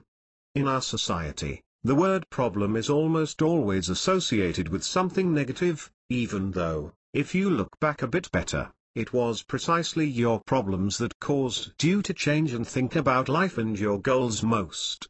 70. Anyway, what would you do in life if you had no problems, or better stated, challenges and growth opportunities? Do you actually think that the universe could hand you a problem randomly or by mistake? Practice looking at your problems in the following manner: look for the link you need in order to fulfill the wish, or wishes, that you have. An appropriate formulation would be, I see great opportunities all around me. I am completely free to choose what makes me happy. I know that my problems are wonderful opportunities that make my growth and development possible. I see my problems as challenges that I approach joyously. I accept my responsibility for my life 100%. The main cause of problems. Have you ever thought about why problems are your constant companions in life? As soon as we approach the solution to one problem, others start to pop up, and so on. Sometimes we feel that the solution to one problem gives birth to several new ones. But before we continue, I will ask you something else. Have you ever been without desires during any period of your life? It's impossible, isn't it? If things were going badly for you at a certain time, you wanted them to get better, and if things were going well, you wanted them to be even better. Therefore, it is impossible to live without desires. As soon as we obtain something, we immediately want more. If something is not going well, we want 71 it to get better. The need for growth and evolution is embedded into human nature, and this is completely natural. If it had not been there, we would not exist. However, as soon as you want something, consciously or unconsciously, the object of your desire is not within your reach at this moment, and something needs to be done to get from where you are now to where you wish to be. Your thoughts, knowledge, skills, and other attributes have brought you right here where you are now. However, in order to achieve what you desire, you have to acquire new knowledge and skills, that is, you have to expand the totality of your abilities. If you are the owner of a company that operates in only one country and you would like to expand your business to other countries, it becomes evident that you need to do something. Your desire to expand is the activator of the entire process, but by itself it is not enough. Your desire activates the process necessary for its completion. As soon as the universe receives a desire, it offers you various possibilities of acquiring the needed knowledge and skills that are necessary to manifest what you desire in your life. Still, the universe does not offer ready-made answers, but rather different possibilities that you can, but are not obliged to, accept. It offers you precisely those skills and means by which you can achieve exactly what you want. If the universe provided ready-made answers, it would be akin to buying a crossword puzzle that had already been solved. What would you do with it? Therefore, as a reaction to your desire, the universe offers possibilities, hidden within different situations, commonly called problems. I believe you have already realized that the main causes of your problems are precisely the very desires you have. In view that it is impossible to live without desires, it is impossible to live without problems. Even if you get rid of all desires, it is still a desire to be free of desires. The greater your desires are, the greater your problems, because the greater your desire, the longer the path you need to travel in order to achieve it. The larger a problem, the more it can offer us. 72. So, as long as you have desires, you will have problems. Seeing that it is impossible to live without any desires, do not postpone the allowing of joy into your life, like most people do, waiting for the day when you will solve all your problems, because you will certainly not see that day. Rather, create a daily habit of living a joyous and fulfilled life, while simultaneously solving day-to-day problems, situations. Objective and subjective problems are there truly any objective problems that are also independent of our desires? The answer is a resounding no. The same way that there is no reality independent of our minds, there are no problems independent of our wishes. If a famous scientist told you that a huge and destructive earthquake would take place in 20 minutes' time on a planet several 100,000 light-years from Earth, would you see this as a problem? You would not, would you? But if that same scientist told you that a similar earthquake would take place on our planet, how would you react? Would you panic? Get nervous? Feel helpless? Sad? Worried? Exactly. Me too. But why? Because it is connected to your desire for the security of the planet you live on. 73. The earthquake is nothing more than a natural event. However, an event becomes a problem only in relation to, or because of, your desires. So a problem appears in two phases. The first phase is the objective event that has no meaning. The second phase is our subjective interpretation of such an event. We will experience it the way we interpret it. The choice, as always, is solely ours. Big problems and small ones, just as there is no reality independent of our minds, there is no problem that is already predetermined as being big or small. It is us who define it as big or small, depending on our perspective, the way we subjectively interpret a specific event. In days gone by, people used to die of tuberculosis, which made the illness a great problem for humanity, whilst today tuberculosis is being cured without great difficulty. Despite that AIDS is a big problem today, in a few years' time, when the adequate treatment is found, it will no longer be a monster. Is a €100,000 debt a big problem or a small one? Of course it is a big problem if your monthly earnings are €600 at most, but if you earn €50,000 a month, such a debt is almost negligible. Therefore, whether a problem is big or small depends only on you and your way of looking at it. The problem itself is neither big nor small.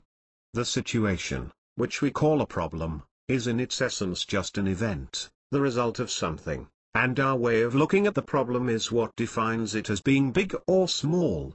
74 The 85/15 rule. No matter what your current reality looks like and how distant it is from what you would like it to be, keep in mind that when viewed from the perspective of the creative process, everything that is happening now is the past. Everything that is present in your life right now is the result of the thoughts and actions that you put forth until this moment. This, however, does not mean that the current situation cannot be modified, no matter how difficult it might seem to you at this moment. Focus 15% of your attention, and thus your energy, on situations you do not like that you simply must solve. Having a positive approach to life does not mean running away from problems or being blind to things that bother you. In order to solve certain uncomfortable situations, you need to be somewhat involved in them. At the same time, always keep in mind that what you are solving is nothing more than the past, and that, in an emotional sense, you should keep a certain detachment towards all of that. Focus the remaining 85% of your attention on the way you want things to be. What has already happened in our life is a fact that we cannot change, but we can choose our attitude towards it. By choosing a different attitude, you have a different experience of the same factual event. Remember, there is no objective reality as such because every reality you are living is only the reflection of the way you look at things. Someone else could view the same factual event differently. 75 Chapter 11 Becoming Conscious of Our Heart Desires. Your work is to discover your work and then with all your heart to give yourself to it. Buddha. There are two kinds of desires.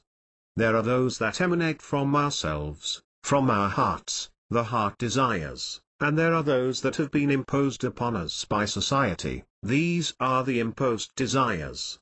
In order to allow the joy within us to express itself freely in the reality in which we live, we need to, 1. Make conscious and, 2. Work towards fulfilling our heart desires. These are the desires that take into account our unique talents, the totality of the situation we are living in, our level of consciousness, and most importantly the reason we came to Earth, what we came here to experience. Everything is for a reason and nothing happens by chance. We have all come to Earth for a special reason, and it is precisely our heart desires that lead us to becoming aware of, and living, our life purpose. The more we live in alignment with our purpose, the more we allow ever greater joy to be present in our lives. If you think about it for a while, it all comes down to the following question: do you feel your stay on Earth has any meaning? The answer to this question is so important that your whole life depends on it, literally, your whole life. 76. I remember when I still wasn't aware of the existence of a life purpose. From today's perspective, it is truly incredible that I could live and not notice the all-encompassing magic. Why was I unable to see the connecting link between all the events that happened in my life? How did I get the idea that certain things happen by accident in such a perfectly created universe? Where did I get such thoughts? Why did I accept the idea of a life without purpose, without having taken a deep look into myself and all other possibilities? Could there be even one single option that the Creator has not foreseen? Is there anything in existence whose possible existence has not been foreseen? Perhaps I was afraid of stepping into the unknown and leaving the security of an average everyday life. I think that was the reason. But why was I so afraid of doing that? On the one hand, I didn't know what was in store for me if I took up such an adventure, and on the other hand, who could guarantee me true security in the way of life I had already been living? Is there anyone who can guarantee us security in anything? I think no one can. Safety and danger are, metaphorically speaking, two sides of the same coin. It is impossible to live in security, and at the same time, feel no fear of danger and unpredictability, because this is a product that can only be bought in the same package. There is no security without the existence of danger and unpredictability at the same time. When we feel safe, the opposite feeling becomes active at an unconscious level, the fear of danger and uncertainty. If it were not so, security would not exist. 77 However, security itself is an illusion. What we wish to gain by seeking security we can actually only obtain by becoming aware of our true nature and of the laws of the universe that we live in. Heart desires are precisely the tool we have been given to do this. Remember how often you wanted something, put a lot of time and energy into it, and when you got what you wanted in the end, you realized that it was not what you had been expecting. How often have you wanted to have a relationship with a certain person, and when you finally achieved it, you started devising a plan to escape from the relationship as quickly as possible? These things happen to us only because we are unaware of our heart desires. Becoming aware of our heart desires enables us to have more time, because our time and energy are focused precisely on the creation of what we truly find appealing, viewed from the perspective of our life purpose, and thus we do not waste time on unnecessary things. If we truly know what we desire, we have completed over 50% of the work just by doing this. Becoming aware of our heart desires is a process that has no end, and with every fulfilled desire, a new door opens through which new desires enter. I invite you to start paying attention to all the desires you have, but make it your intention to become aware of, among all other desires, your heart's. Regular, 1, meditation and your, 2, intention to become aware of your heart desires will help you immensely in this endeavor. Until you find the way to make conscious your heart desires that are most adequate for you, I recommend using the following method. 78 Take a pen and notebook and write down all the desires you wish to achieve. Write down all the desires that come to mind, those you think you can achieve as well as those you want but think you cannot. Write down those you would not dare confess to anyone.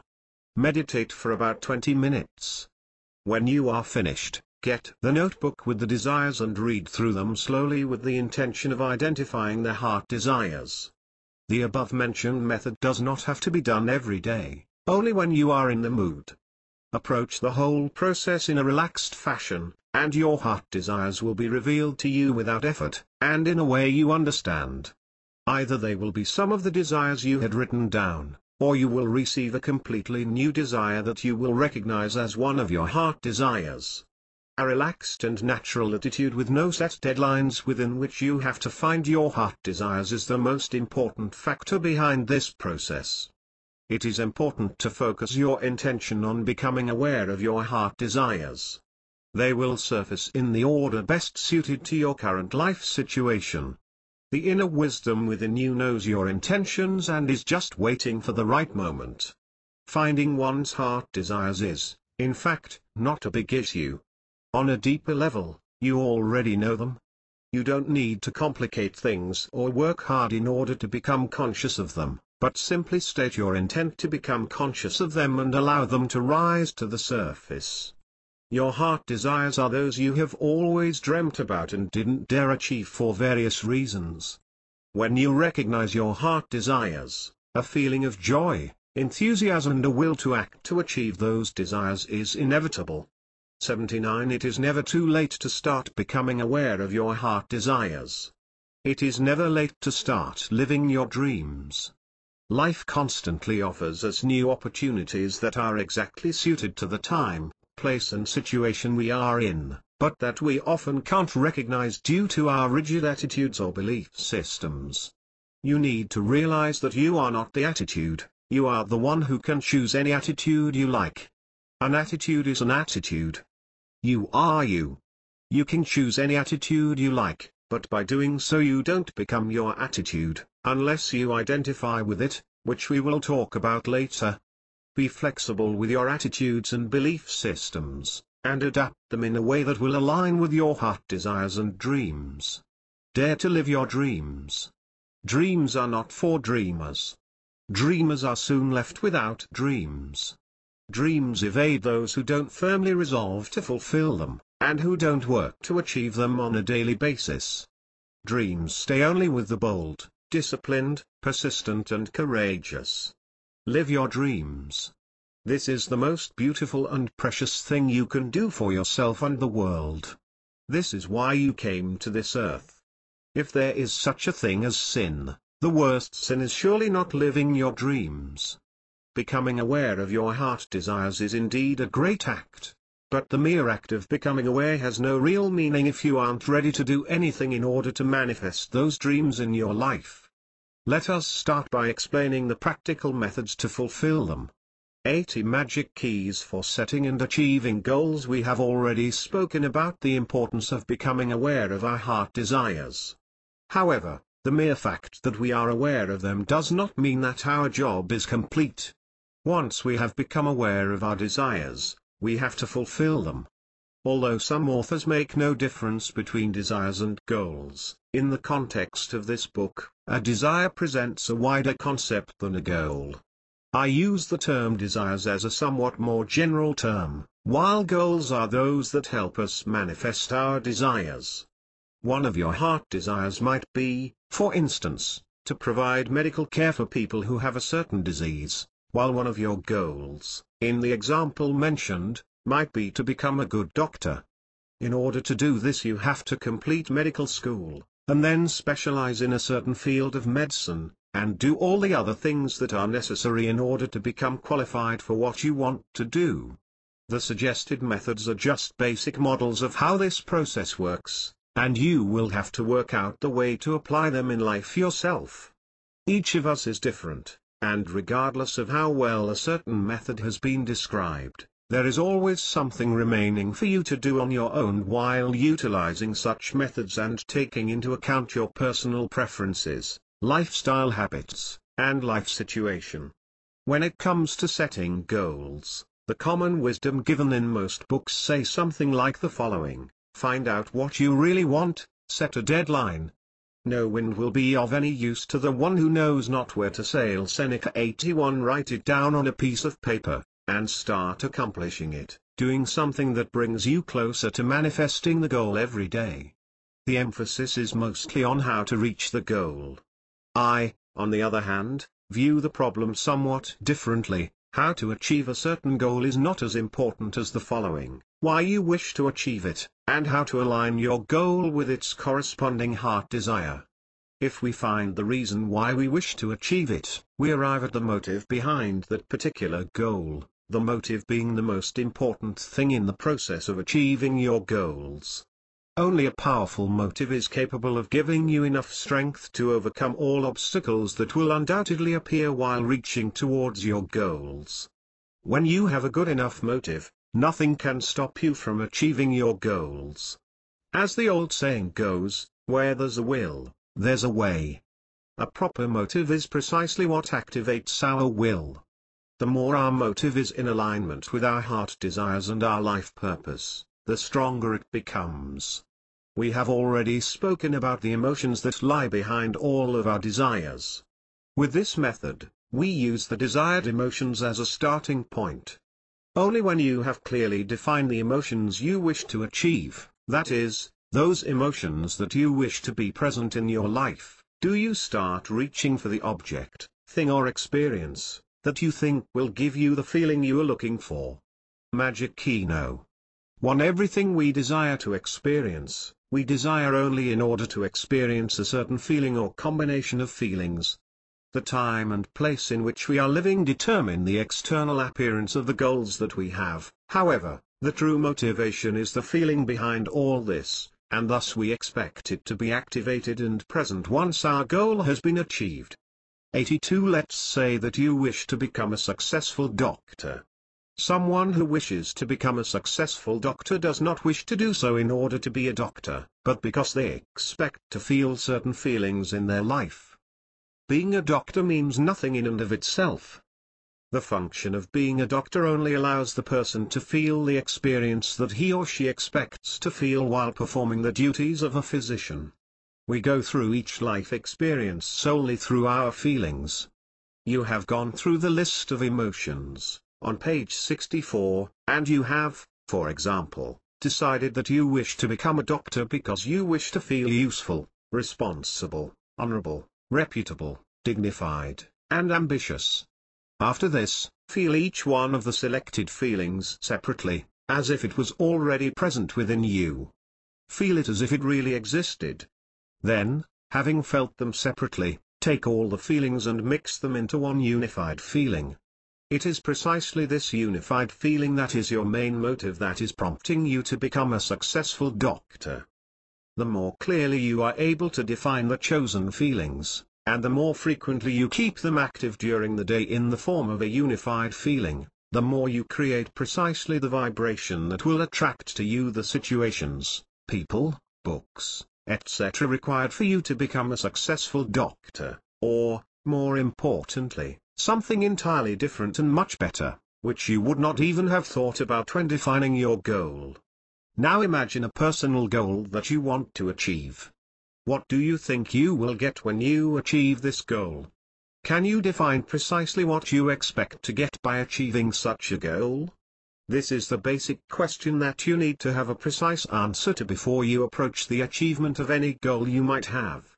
Until you are clear on the feelings you wish to feel, keep asking yourself the following: why do I want to achieve this goal? 83. What do I essentially expect to get through achieving this goal? Is this something that I really want, or is it something I'm doing in order to try to satisfy someone else? At the outset you might not find it easy to maneuver easily through the list of emotions, on page 64, but with time this process will become easier.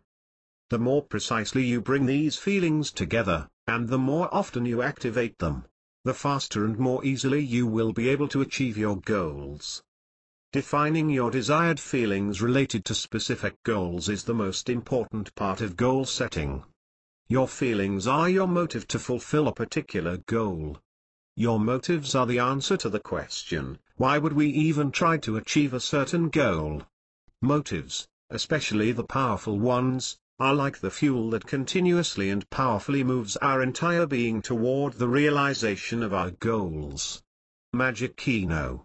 2. Once you have found the relevant feelings, and there could be 2, 3, 10, or more, act as if you already have what you desire, and bring yourself into such a state as frequently as possible. In this way, you are creating just the right vibration to attract what you want. The more you maintain yourself in such states, the faster you will attract what you want.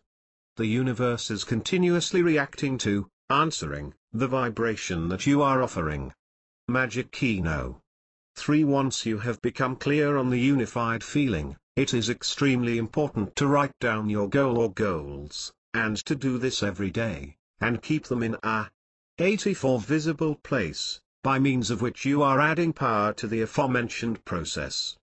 Keep in mind while writing down your goals that it is not enough simply to write them down just for the sake of doing so, you need to be emotionally involved in the writing process.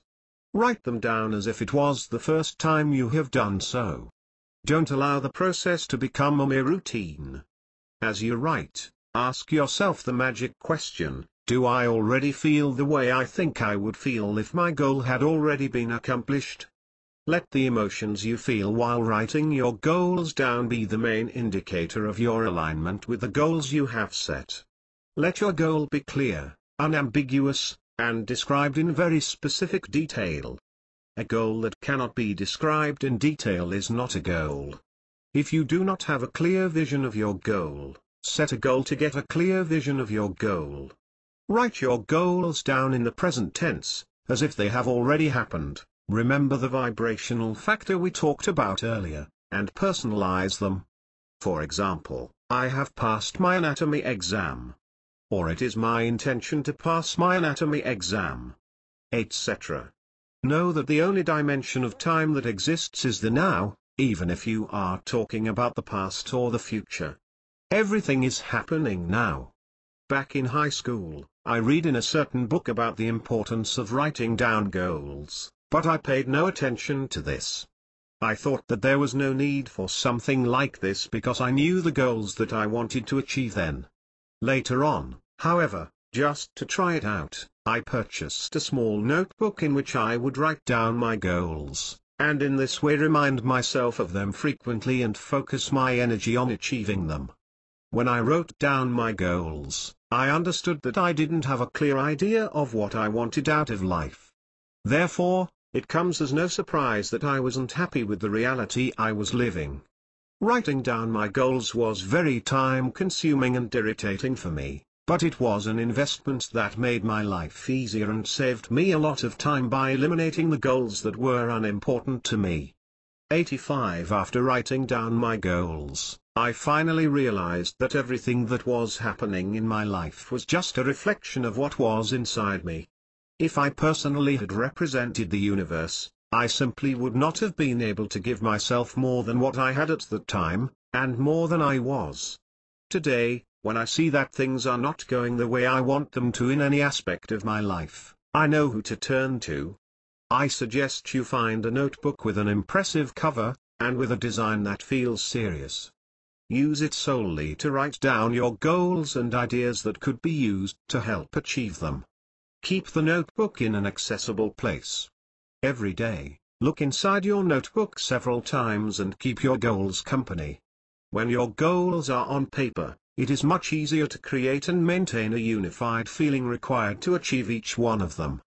Magic Keynote 4. Create a clear and very detailed mental image of yourself with your goals already accomplished. Make your image similar to a film in which you are taking part.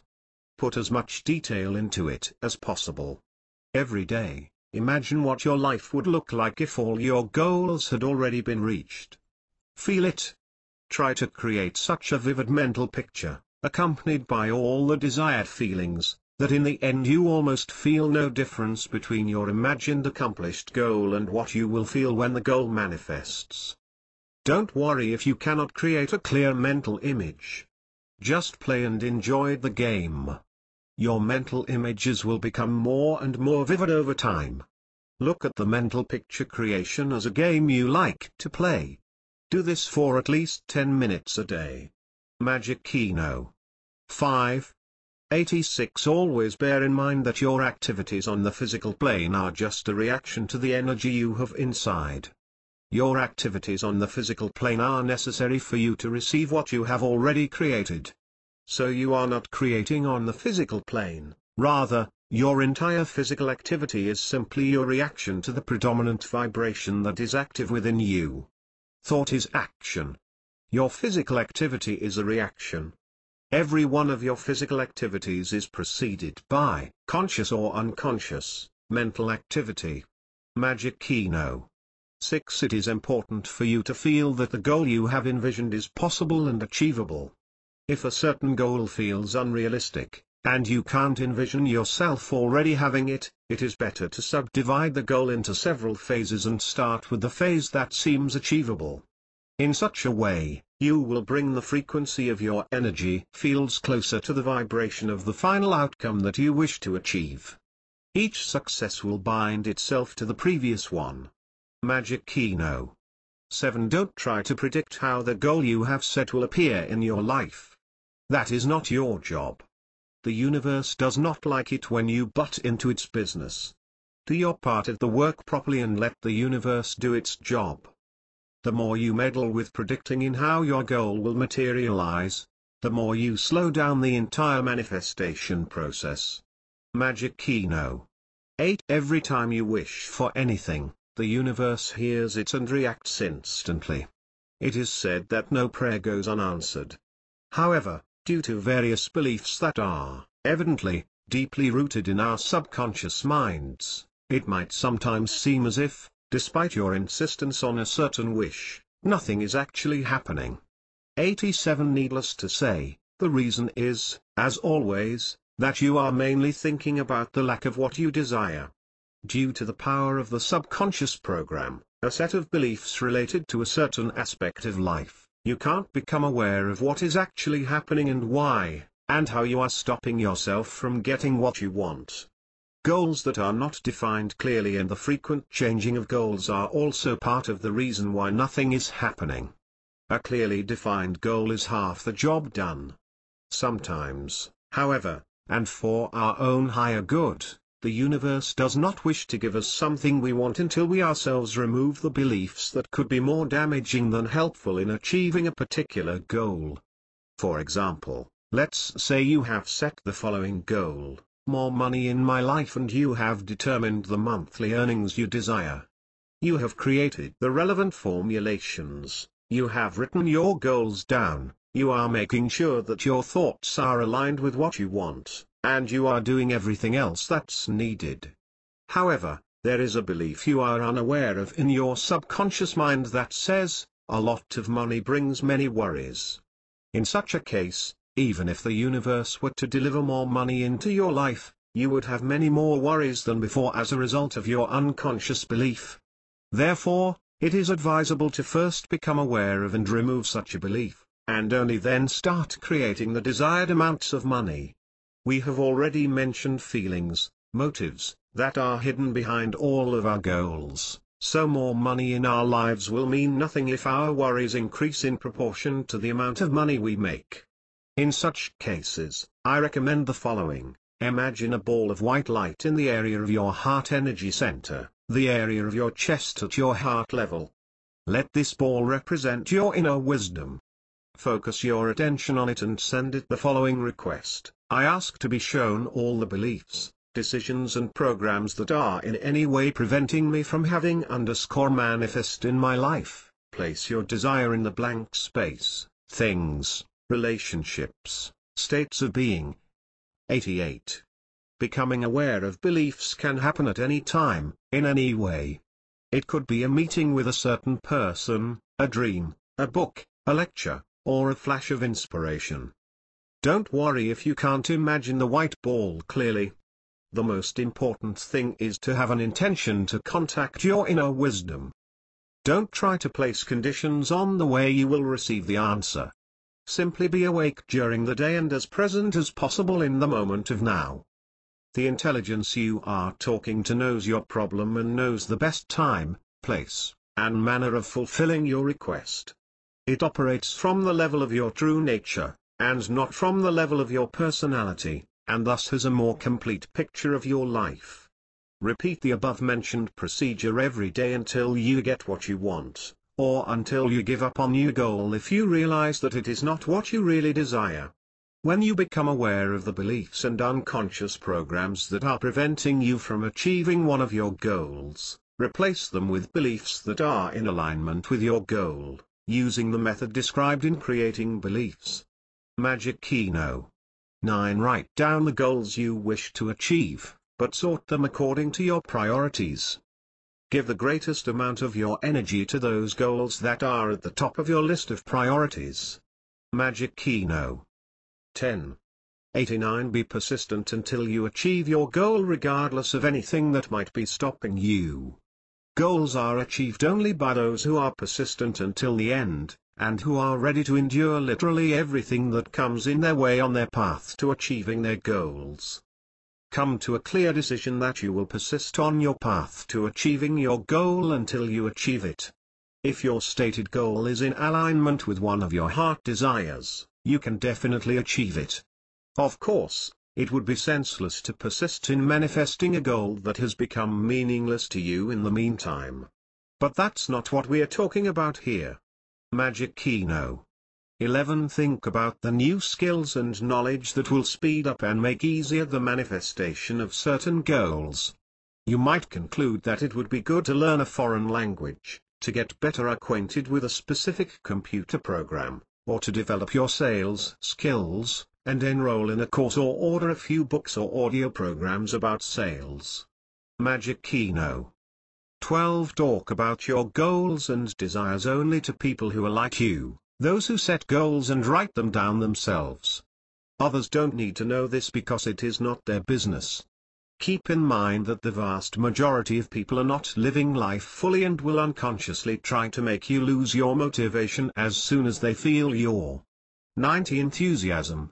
People who are unsatisfied in life don't want anyone else around them to be happy.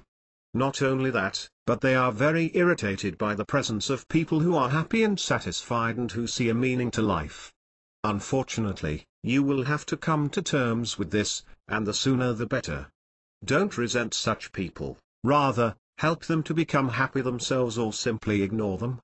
If you start talking about setting and writing down goals to a person who does not do so, and thus does not understand what you are talking about, you can only expect them to make you lose your motivation through such conversations. Why? The answer is very obvious and simple. If such a person felt that setting goals and writing them down made any sense, they would be doing it themselves. Should you set a deadline for achieving your goals? Although there are many different opinions about whether one should set a deadline for achieving their goals or not, my suggestion is not to set a deadline by which your goal has to be achieved. The above doesn't hold true for goals, which, by their nature have a deadline such as passing an exam on a precise date and similar goals. The universe does not calculate as we do, and time periods mean nothing to it. The universe needs to exert the exact same amount of effort to help you get a pencil as it does to help you meet a partner who you truly get on well with. The manifestation of your goal does not depend so much on the time factor as it does on the clarity of your vision, your vibrational alignment with the goal you wish to manifest, and on your persistence in maintaining the desired vibration. Personally, I feel setting deadlines within which a goal needs to be achieved creates pressure that I feel is unnecessary. I like to be relaxed and laid back when creating my reality, and such an approach resonates with me best. When I 91 set a deadline to achieve a goal, I become too focused on achieving the goal itself, and I find it hard to enjoy the process of goal creation in such circumstances. Achieving a goal means almost nothing to me if it wasn't preceded by a creative process that was fun. However, each of us is different, and it is up to you to decide if you wish to set a deadline within which a specific goal has to be achieved. If you set a deadline, and you start feeling even the slightest doubt as to whether or not you will be able to achieve the goal by the deadline, know that by doing this you are putting out an energy that repels the manifestation of your goal. If you feel that setting a goal deadline further stimulates you in a positive direction and helps you to be aligned with the goal, then continue setting deadlines. 92 Chapter 12 How to Break Out of the Daily Rut. Fish forget that they live in the water, people forget that they live in the magic of the Tao. Confucius. Everything in the universe is constantly moving and expanding. The energy that everything is made up of, including ourselves, is always in motion. However, due to the routine that creeps into their lives unnoticed, many people stop noticing the magic around themselves. Our senses have greatly lost their sensitivity. We eat, we drink, we make love, and we walk. Always in the same way. We resist the new, and we are always putting off flowing with life, waiting for the day when something big will happen that might motivate us enough to change. But this motive is always out of reach. In the meantime, life drifts by and time lost cannot be brought back. The perfectly designed creation called human life sits by the sidelines and waits. Painting a picture of the Mona Lisa is truly a great artistic accomplishment. However, the greatest art is to create an adventure out of the most everyday events. Creating a true adventure out of a simple walk, a morning coffee, a meeting with friends, a good comedy. The key lies in the verb create. However, in order to create something new, you need to start looking at people and events in your life from a somewhat different perspective. The reality that now prevails in your life is a reflection of your present viewpoint, and from such a viewpoint, it's impossible to see anything new. 93 Every day of your life is a page of your history. Ancient Arabic proverb. Every day, find a new way to do things. Play around. Experiment.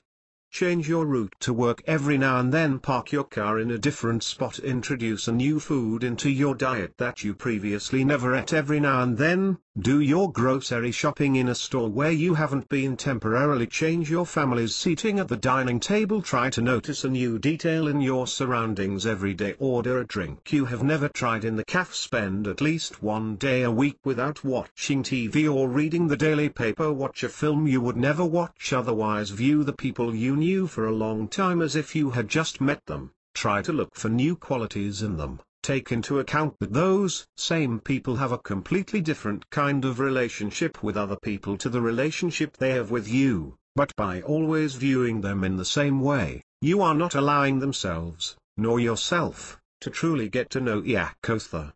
Scientific research has shown that people who do things in entirely new ways have new cells activated in their brains. Thus, the cells are already there, but we have not been using them consciously. However, it's not only this, the entire neural net in the brain begins to reconnect in accordance with our new viewpoints. With regard to the importance and enormous potential of the brain, we might ask ourselves this very relevant question: how much are we missing out by constantly living and working in the same way? 94. Routine destroys human creativity, something everyone is in great need of.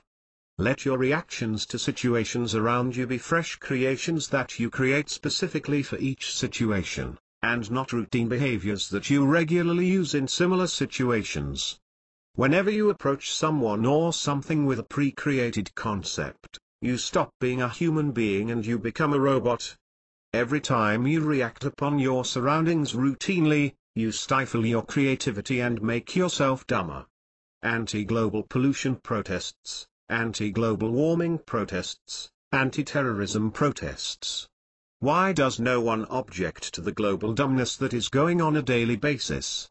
What is the damage done by terrorism, warming and pollution when most people aren't living anyway? We fear Judgment Day, and yet we abandon ourselves to an indifference to life, waiting for tomorrow. And the next day. And the next. We wait for some kind of miracle to happen, not realizing that life itself is the greatest miracle of all, and that the greatest miracle is happening right now in front of our very eyes. Irrespective of where we are and what we are doing. Routine is not the nature of life. Avoid by a large measure always doing things the same way. When you make love as if you have never done so before. Approach your partner as if you have just met them, expecting nothing from the encounter. Just play, relax, and enjoy the game. With such an approach you will give each other the chance to truly get to know each other and to experience each other fully. The feeling of boredom in long relationships doesn't happen. 95 Because you have been in a relationship with the same person for a long period of time, but mainly because after a certain time, you start looking at that person in the same way. The same would happen to you with any other person. When you make love to a man or a woman, turn it into a great celebration. Each time, bring new creativity into it. Sometimes, dance before making love. Sometimes, pray before making love. Sometimes, run into the forest and then make love. At times go swimming and then make love. Then every love-making experience will awaken greater sensitivity within you, and love will never become dull and boring a show. Keep doing new things and your life will become art. If you add regular meditation to all this, a feeling of freshness and enthusiasm for life will be your daily experience. Because of the same views on life, it is no wonder that we often don't see the way out of a situation that we don't like. Do you think that the great masters of art viewed life like the majority of people? If this were so, they surely would not have been able to notice the all-encompassing beauty around us and to impress it upon others in a language they understood. You cannot step in the same river twice. Heraclitus 96 Why do people walk through life in their everyday routines, calmly accepting that they are living only a small part of their potential? Perhaps the Creator made a mistake when creating the world? 97 Part 3 Meditation 98 Chapter 13 on Meditation. By now, A lot of scientific research has been done that has unquestionably shown that the regular practice of meditation is very effective in almost all aspects of life. Internet pages are full of articles about numerous scientific studies that speak of the positive effects of meditation. An increasing amount of doctors are promoting meditation as a method of preventive health care. A large number of scientific studies have shown that meditation can help as follows: has a favorable effect on the brain, reduces stress and tension, balances blood pressure, increases energy levels, strengthens the immune system, reduces the need for sleep, improves concentration, reduces heart disease, develops intuition, develops creativity, reduces worry, reduces the risk of cancer, leads to a state of deep relaxation, etc. Yet despite all this, due to a completely distorted view on the nature of meditation, even today many people think that meditation is extremely difficult to fit into daily life. Fortunately, this is not so. 99. What is meditation? In everyday conversation, and even in some places in this book, the technique of meditation, the method of achieving the meditative state, is confused with meditation itself. It is very important to understand the difference between these two concepts. A person can sit for hours in the lotus position and repeat a certain mantra, but this does not necessarily mean that the person is meditating. Meditation is like sleep, it is a state. Our job is to lie down, close our eyes, and thus, sleep comes. The same goes for meditation. Our job is to find a comfortable position, close our eyes, and perform the method properly. Meditation, the meditative state, will arise when, using a certain technique, we fulfill the requirements needed to enter the meditative state at the level of our personality, mind, emotions, and body. I can and will explain a few appropriate meditation methods, but don't expect me to explain what the meditative state feels like, or what happens during this state. This is something you will have to experience for yourself, just you. No one else can do this for you. Furthermore, after you experience the meditation brings wisdom, lack of meditation leaves ignorance. Know well what leads you forward and what holds you back, and choose the path that leads to wisdom. The Buddha 100 meditative state. I suggest that you do not try to describe your experience to others. When I started meditating, I tried to attend as many lectures and seminars on the topic that I could find.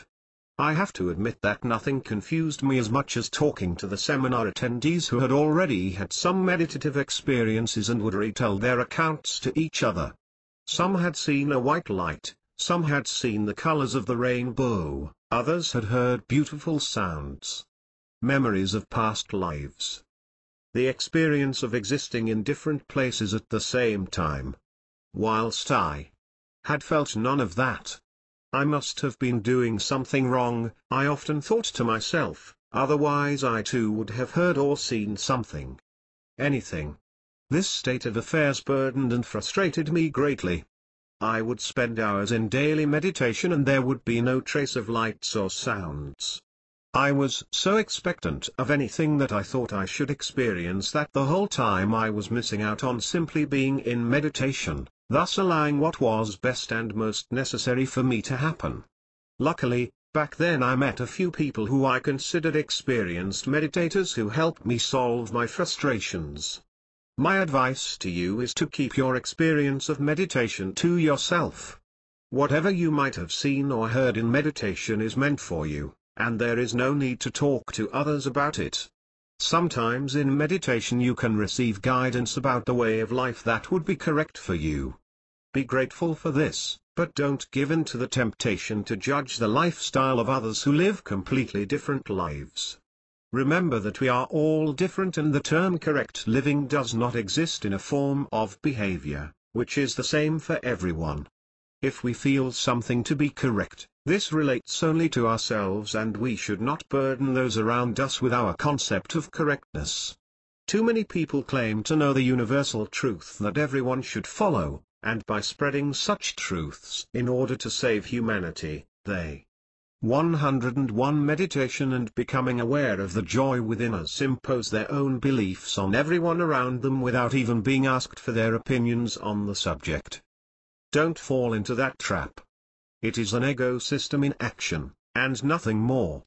Observe these people a bit more carefully and try to feel the energy they radiate, and you will find great unrest within them. Look them in the eye and think carefully about what you see. Do you see joy and peace, or do you see concealed aggression and frustration? The eyes are the windows to our inner world and they cannot lie. The person who has become aware of the peace and joy within himself has no need to change those around him. Only we can know for ourselves if we are living right. Only we can feel if joy and inner peace prevail within us or if it is something entirely different. At the start of this book, we talked about how unlimited joy is already within us and that it is not necessary to deserve or earn it, but simply to allow it to manifest in the reality in which we are living. But simply knowing that joy is within us won't be of any particular use if we are not conscious of this. In order to become conscious about something, we need personal experience of it. Knowing something because someone said it to us is not the same as having your own personal experience of it. Consciousness always assumes that there has been a personal experience, a personal insight. One of the advantages of meditation is precisely that it allows us to become conscious of the joy already within us. By becoming more conscious of the joy within, we become people who see and feel the all-encompassing magic around us, and who wish to take part in the beautiful, never-ending symphony of life as much as possible. It is only our perception, and a lack of consciousness of the unlimited joy within us, that prevents us from seeing perfection at every step. The wise man looks for what he wants within himself, and the fool looks for it in others. Confucius 100. And the more often we feel the meditative state, the more we become aware of the unlimited joy within us. The more we become aware of the unlimited joy within us, the more skilled we become at allowing this joy to increasingly flow through our lives. It is clear to me that upon first sight, especially if you have not come into contact with meditation until now, this approach might seem too abstract, but please be patient before coming to any conclusions until you start the exercises and feel your personal meditative experience. Your personal insight is the only thing that will remain in the end, and it will be your main guideline to continue your journey. It is impossible to explain the feeling of love to a person who has never been in love. The more details we give him about our experience of being in love, the more we will confuse him. The only way for him to know what it feels like is for him to experience it for himself. That is the only way, there is no other. The same goes for meditation. There is a light that shines beyond all things on earth, beyond us all, beyond the heavens, beyond the highest, the very highest heavens. This is the light that shines in our heart. The Upanishads Trial and Error versus Decision and Practice. 103 Upon hearing the word meditation, many people show an interest in the topic, especially since meditation has recently become the in thing. So they decide to give it a try and see how it works. Of course, in order to find out if something is good for you or not, it is essential to try it out first. However, in order for meditation to start to reveal its secrets to you, it is important to make a clear transition from the testing and trying phase to the decision and regular practice phase. Only when you make a firm decision and begin practicing in earnest are you giving yourself a chance to feel your own personal experience of meditation, despite your investment of just 20 minutes a day. Only meditation alone can reveal what it really is. Everything else is just guesswork. Meditation and religion. Despite the ever-increasing popularity of meditation, many people still think that meditation should be confined within the walls of monasteries in Tibet and India, not knowing that meditation was being practiced before the existence of monasteries, organized religions, and spiritual schools. 6 Because some religions have introduced meditation into their spiritual practice does not mean that they have a monopoly on it, or that its nature has changed. By the same token, you can introduce meditation into your own daily program and integrate it into your life. Meditation belongs to everyone, and no one has the right to claim that it should only be practiced by those who live a particular lifestyle. I have met many people who wanted to reduce their stress levels and increase their level of joy, but were told that meditation is not for those who were career sick. The meditation methods described in this book were born before the appearance of spiritual institutionalism.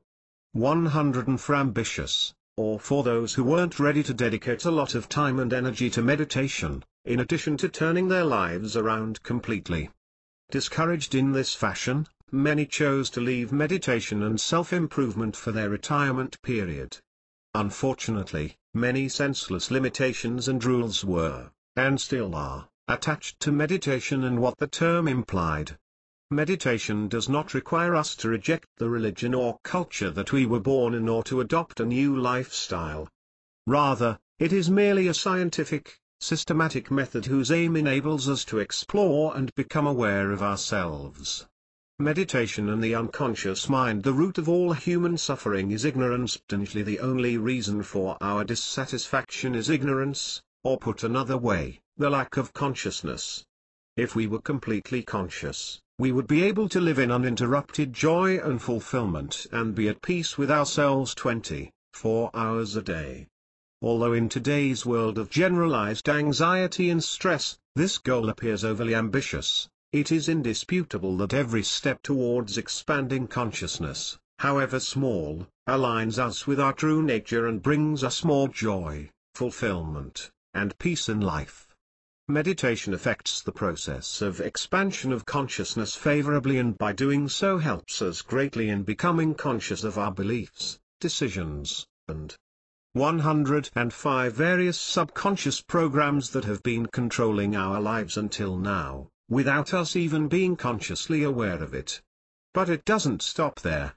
One of the basic principles of the universe is growth. The universe is constantly expanding, it is growing. The problem is that the adverse beliefs in our subconscious minds are constantly growing and expanding. The more they grow and expand, the more they affect our lives. This is reason why it is so difficult for older people to look at things from a new perspective. All beliefs, especially those that are deeply ingrained in our subconscious minds, become prisms through which we view life around us. If we don't find a way to observe ourselves and the world around us more objectively and open-mindedly, we are exposing ourselves to a continuous merry-go-round, which we don't like at all, without even knowing why it's happening. All the beliefs that make our lives difficult in any way are located in the unconscious part of our being. If we were truly conscious of them, we would drop them immediately. When we truly become conscious of something that is not good for us, we immediately drop it. As soon as a child becomes aware of what happens when she puts a finger into the socket, she drops all thoughts of doing so again.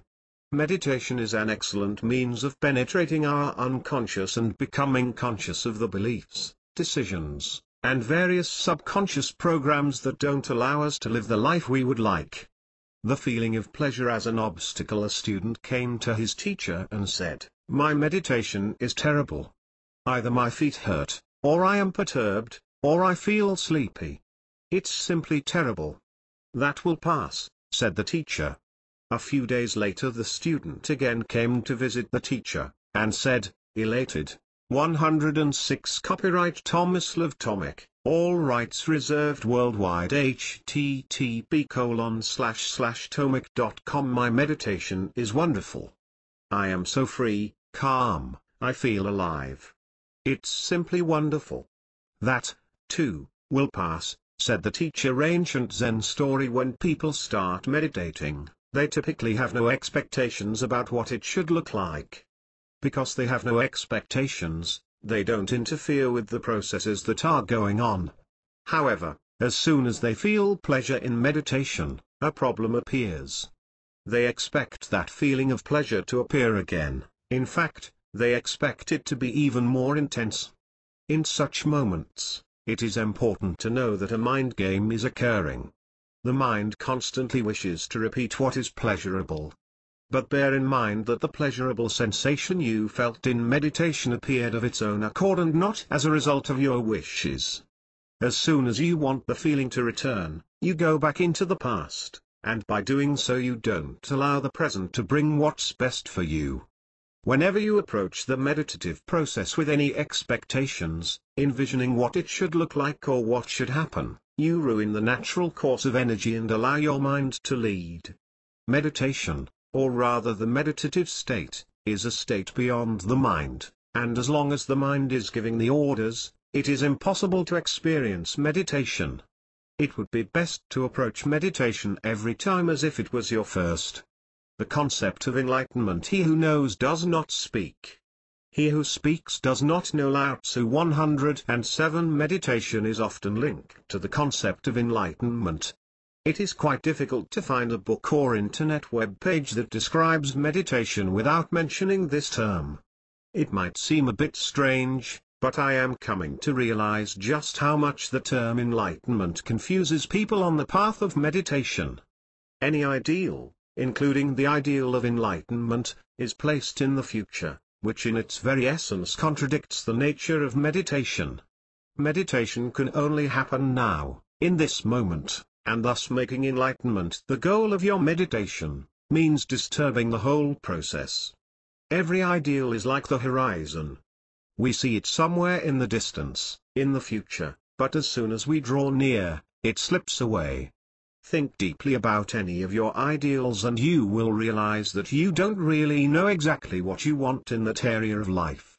In order to advance in any area of life, our goals need to be clear and specific, otherwise they simply remain an unfulfilled desire that we get more and more attached to, thereby disrupting our natural state of harmony. If our natural state of harmony is disrupted in any way, we will not be able to live a joyous and fulfilled life. And without joy in life, everything else loses its meaning. Putting up ideals for yourself in a way means avoiding living in the present moment and escaping into the future. It is much easier and less painful to lean towards a certain ideal, which is somewhere out there in the future regardless of the ideal in question, than to be truly happy in the here and now, and to joyously resolve all the situations that life brings. 108. It is much easier to condition one's joy and happiness, waiting for our ideal to manifest itself, than to say yes to life, right here and now, unconditionally. When people hear stories about enlightenment, they choose to hear it in their own way and create a certain expectation. And, of course, in the search for enlightenment, many feel disappointed, since in their opinion, the main culprit is the wrong method or a person who did not teach them meditation well. Some even claim that after many attempts they have come to realize that enlightenment doesn't actually exist and it's all one big scam. Such people aren't aware in the slightest that the true culprit behind their disappointment is their own concept of enlightenment, which they created themselves. I'll reveal a little secret to you: you already are enlightened. Your true nature is light. You don't need to look for enlightenment or become spiritual because you already are an expression of enlightenment and spirituality just as you are, here and now. As the spiritual and enlightened beings that we are, we have come to this planet to participate in the game of life in which we consciously wanted to participate. We don't need to become spiritual, we just need to allow the spiritual within us to express itself right here on earth. Even being devoted to the idea of enlightenment can lead you in the wrong directions. And Sutra, Sozen 109. Does meditation have any harmful effects? Numerous scientific studies have shown many useful effects people gained from meditation, but they've also shown some harmful effects. They appeared solely in tense people who forced the entire meditation process, despite that it was not going well. Such people are probably anxious throughout their lives, and their subconscious minds harbor a strong belief that they need to be tense in everything they do, thus such a manner can't be avoided during meditation. Therefore, remember the following key things about meditating: relax, be natural, be completely present in the process, and be without expectations about the progress of the process. Everything is already in the here and now. Our job is simply to allow. 110. Chapter 14. Do you believe it's difficult to find 20 minutes a day to meditate? and how to create the time. Recently, I was having coffee with a colleague that I had not seen in a long time. We talked about various topics, and amongst others she complained about the stress she undergoes at her job on a daily basis and her increasing inability to cope with it. She is a property lawyer and simply can't stomach the term client anymore. When she hears the word client, her brain decodes it into the word stress and she reacts accordingly. Since I too am a property lawyer, I showed understanding of her situation and suggested that she do something about it. I recommended meditation. After asking me a few questions about meditation, she decided that it was great, but she simply didn't have time for something like this. Our encounter lasted about 2.5 hours, but during the course of our conversation, she used the magical mantra "I don't have time for" at least 20 times, no matter what we were talking about, and I'm not exaggerating. Such an idea had obviously rooted itself deeply in her subconscious mind, and she is no longer conscious of it. She views reality continuously through such a prism, not understanding that she created it herself. There are few people today who have time to waste, but if you convince yourself unconditionally that you have no time for certain things, you will simply attract such a reality into your life, and that's guaranteed. I am not referring to specific days that might be jam-packed with duties and obligations, but to the general feeling about the concept of time, which we have at our disposal on a daily basis. 111 Copyright Thomas Love Tomic, all rights reserved worldwide. http://tomic.com. My colleague, even though she was on vacation for 20 days and could do anything she wanted during that time, kept on thinking about not having enough time.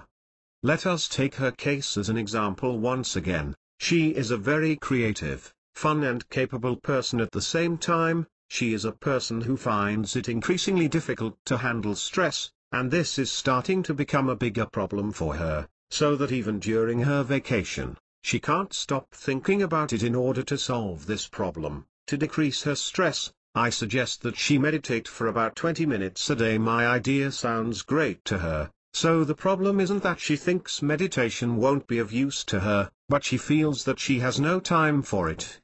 Even if she tried meditation and decided that it wasn't her path in life, I would understand completely, because I realize that meditation isn't for everyone and I would simply suggest something else. However, even though she feels that meditation could help her, she came to the precipitated conclusion that she has no time for something like this. A day has 24 hours. The average person sleeps about 8 hours a day, which leaves us with about 16 hours. When we divide these hours into minutes, we get 960 minutes at our disposal per day, every day. Would her business fail if she invested 20 minutes a day in meditation, and had 940 minutes left instead of 960? Although she is convinced that stress is currently the biggest problem in her life, she is still unwilling to invest 20 minutes a day into solving her most pressing problem. What's the problem? How many such people do you know? 112. Are you perhaps one of them? We become what we constantly think about. If you constantly think that you don't have time, not taking into account any other possibilities in life, then you can't expect to have time. Simply stop thinking about not having time and focus on how to create time for the things you enjoy and make you happy. For starters, begin with as many minutes a day as you can spare. Slowly increase the time until you reach the amount you find fulfilling. The more you think about how to create additional time for the things you enjoy, and the more you focus on it, the more realistically achievable ideas that you can implement will you obtain. Up until now you have probably not even thought about creating time, or you have gone through life thinking that free time happens, so you left certain things for the period when you will have more time. There are 960 minutes available to us every day. How is it that some people, despite the rapid pace of life, still find time for the things they love and find important? Does time treat each of us differently? 113. Who is it that controls time? Instead of measuring time in hours and days, try measuring it in minutes, and you will soon attain a new view of the time you have at your disposal. Unfortunately, most people measure time only in hours, days, and years. 8 hours of work a day, 2 hours of driving, 8 hours of sleep, 4 years of studying for a degree, and they are amazed at how they are unable to find time for other things in life beside their obligations. When you begin the process of conscious time creation, I can't promise that you will have enough time to do everything you desire, but your life will definitely not be the same. I don't know what you do for a living, but I'm sure that you don't work actively for 960 minutes a day. It wouldn't be possible anyway. One small business plan in order to organize those 960 minutes plus your consciousness about creating time means a lot. Set a goal to create about 20 minutes a day for meditation, and stick to the guidelines given in this book, and the time you require will manifest. It's up to you. 114 Part 4 Our True Nature. 115 Chapter 15 Who am I? The term personality comes from the Latin persone, which means mask. Our personality is made up of our predominant thoughts, our deepest beliefs, our feelings, and indirectly, our bodies. Our personality is the product of the age we live in and current trends. The personality is formed through experience, education, and the effects of the culture in which we live. Our personality changes in proportion to the maturity of the person. Our personalities are not the same now as they were 20 years ago. Every important experience changes our lives. If we compare ourselves to 20 years ago, we will clearly see that our personalities have changed completely. Even our bodies have changed completely. Scientists claim that all the cells of our bodies are replaced every 7 to 10 years. However, a part of us is conscious and remembers everything that happened earlier. This part always seems to be observing from the sidelines what is happening in the reality we are living in. What is it? What is the it inside us that hasn't changed relative to 20 years ago? Ancient wisdom suggests a person continually ask himself 3 basic questions: who am I? Where am I from? And why am I here? Knowing yourself is the beginning of all wisdom. Aristotle 116. Who are you? Are you your hand? Or your brain? Your mind? Your head? Your leg? Your nose? Who are you really? When you say, for example, I have a headache, to whom are you referring to? Who is it that represents the I in the sentence I have a headache? Who is it? What is it? When you say, I made a decision, who are you referring to? When you say, I think that it's going to rain soon, who is thinking the thought? Are you your thoughts, or do you feel that there is something that is controlling that thought? It is obvious that no one can give a magical answer to the question who are we? Or an answer that would satisfy us completely, because it is something that we are all invited to find out anew. Getting to know your real I, or to put it more clearly, your true nature, is a process that we need to take part in consciously every day, and no one else can do it for us. The process of getting to know your true nature mainly comes down to becoming conscious of all the things we have become identified with, things that we, in fact, are not.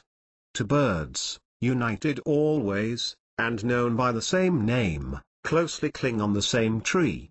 One of them eats the sweet fruit, the other looks on without eating the Upanishads. 117. In continuation, I will briefly give 3 reasons why I think we are prevented from becoming conscious of our true nature. Identifying with the personality. One of the things that prevents us from getting to know our true nature is identification with our personalities. Our personalities, mind and thoughts, and indirectly, the body, are vehicles that allows us to experience certain things here on earth. However, our personalities are not our true nature. Our true nature is something entirely different. We are not our minds, even though most people identify themselves with their mind. The fact that we are not our mind does not mean that we cannot identify ourselves with it.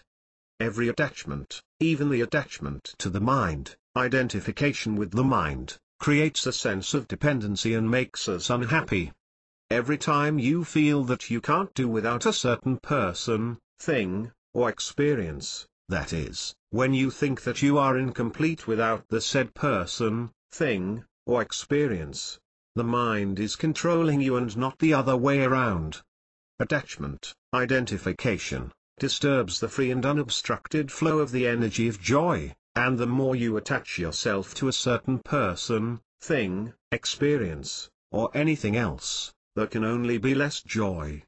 Allow me to better explain why joy doesn't go hand in hand with attachment, identification. We live in a world where no one can guarantee us anything. 118 We all know this. We could, for example, have a great car, but no one can guarantee that it will never be stolen. Of course, we could get it insured and get a certain amount of money in case of theft, but we can't be completely certain that we will get back the stolen car. If we are attached to the car and the mere thought of remaining without it sounds dreadful and causes us great tension, we will feel a constant inner contraction on a deeper level and we will never be able to relax completely.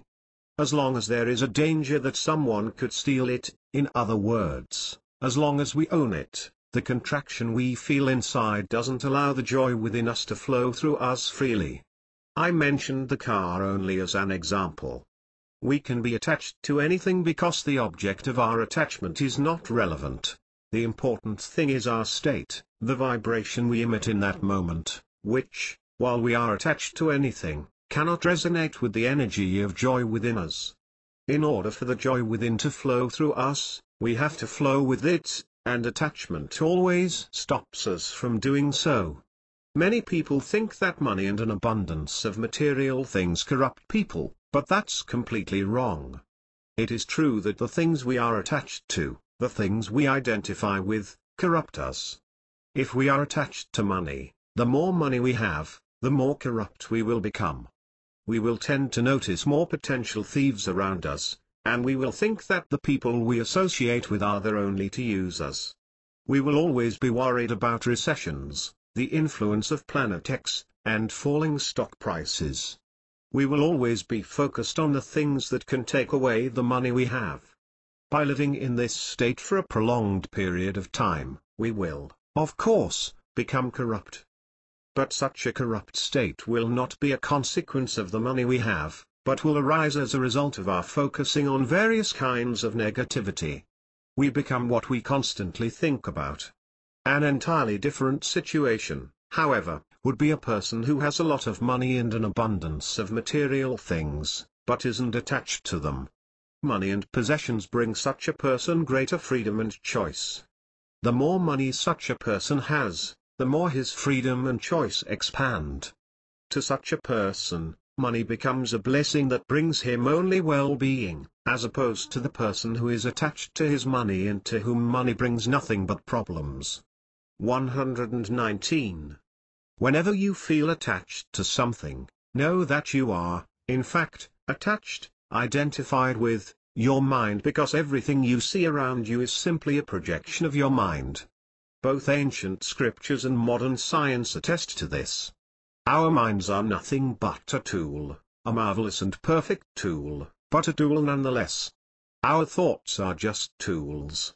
Our feelings are just tools. Our cars are just a tool. A plane is just a tool. Our way of thinking, that is, the sum total of all our attitudes, is just a tool that we can use. But we should never identify ourselves with it. Of course, being detached from one's mind, while at the same time using it on a daily basis, is no easy matter and requires a great deal of work, persistence, and continuous work on oneself. But the more we use our minds consciously in order to create the lives we desire, the more we become aware of the differences between our minds and our true nature.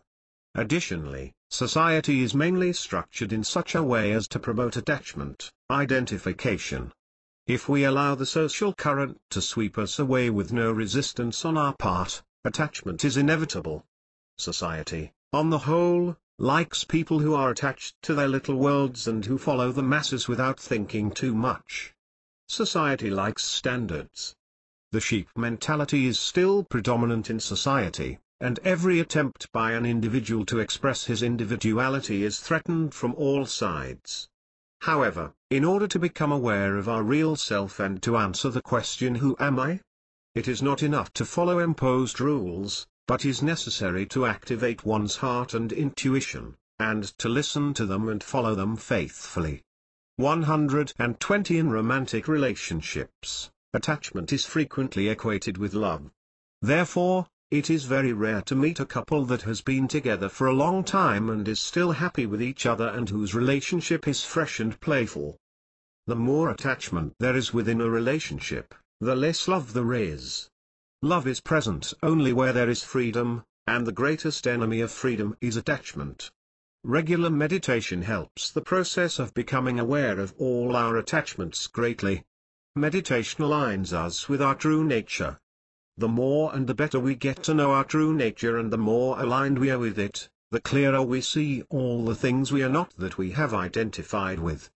Through this awareness, we bring ourselves into a wonderful place from which we can reroute our lives in the direction we truly want.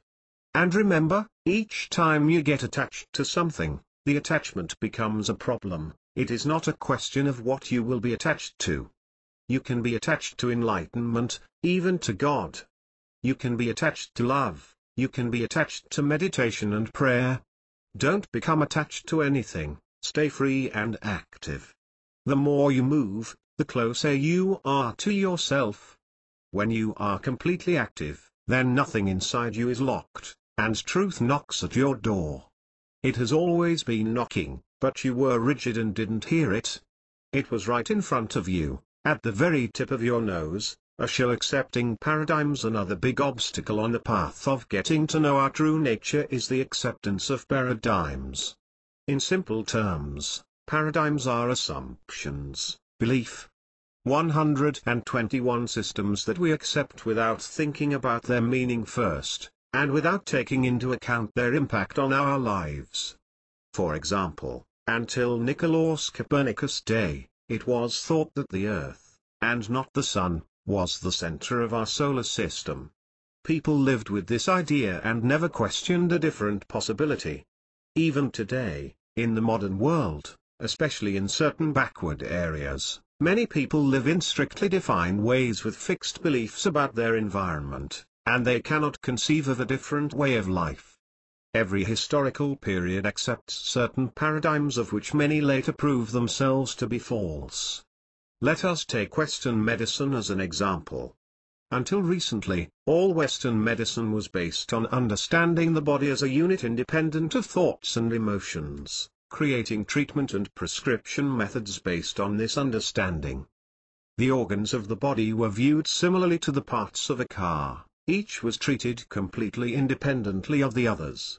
However, further investigations began to show clearly that the physical body is not a separate entity, but rather is wholly under the influence of our thoughts and feelings. There are almost no doctors left who would not agree with the claim that stress causes numerous ailments.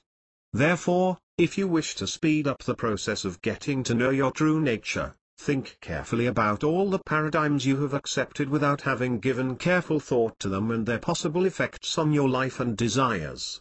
If you have become aware of a certain paradigm and it seems clear that it is not suitable for your growth, and yet you don't know what to replace it with, think deeply about the questions that arise.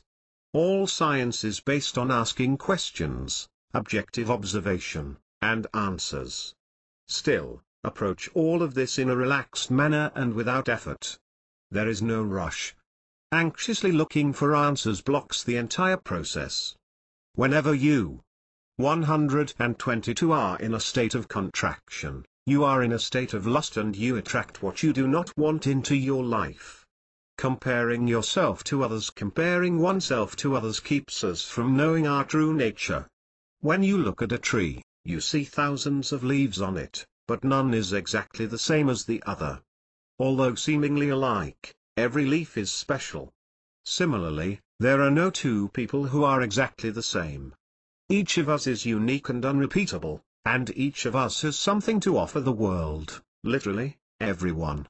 The problem, however, is that we have been brought up from an early age to believe that there are certain standards and ideals that we all have to strive towards, and no one asks us how aligned these are with our true nature, and if they make us feel happy and fulfilled.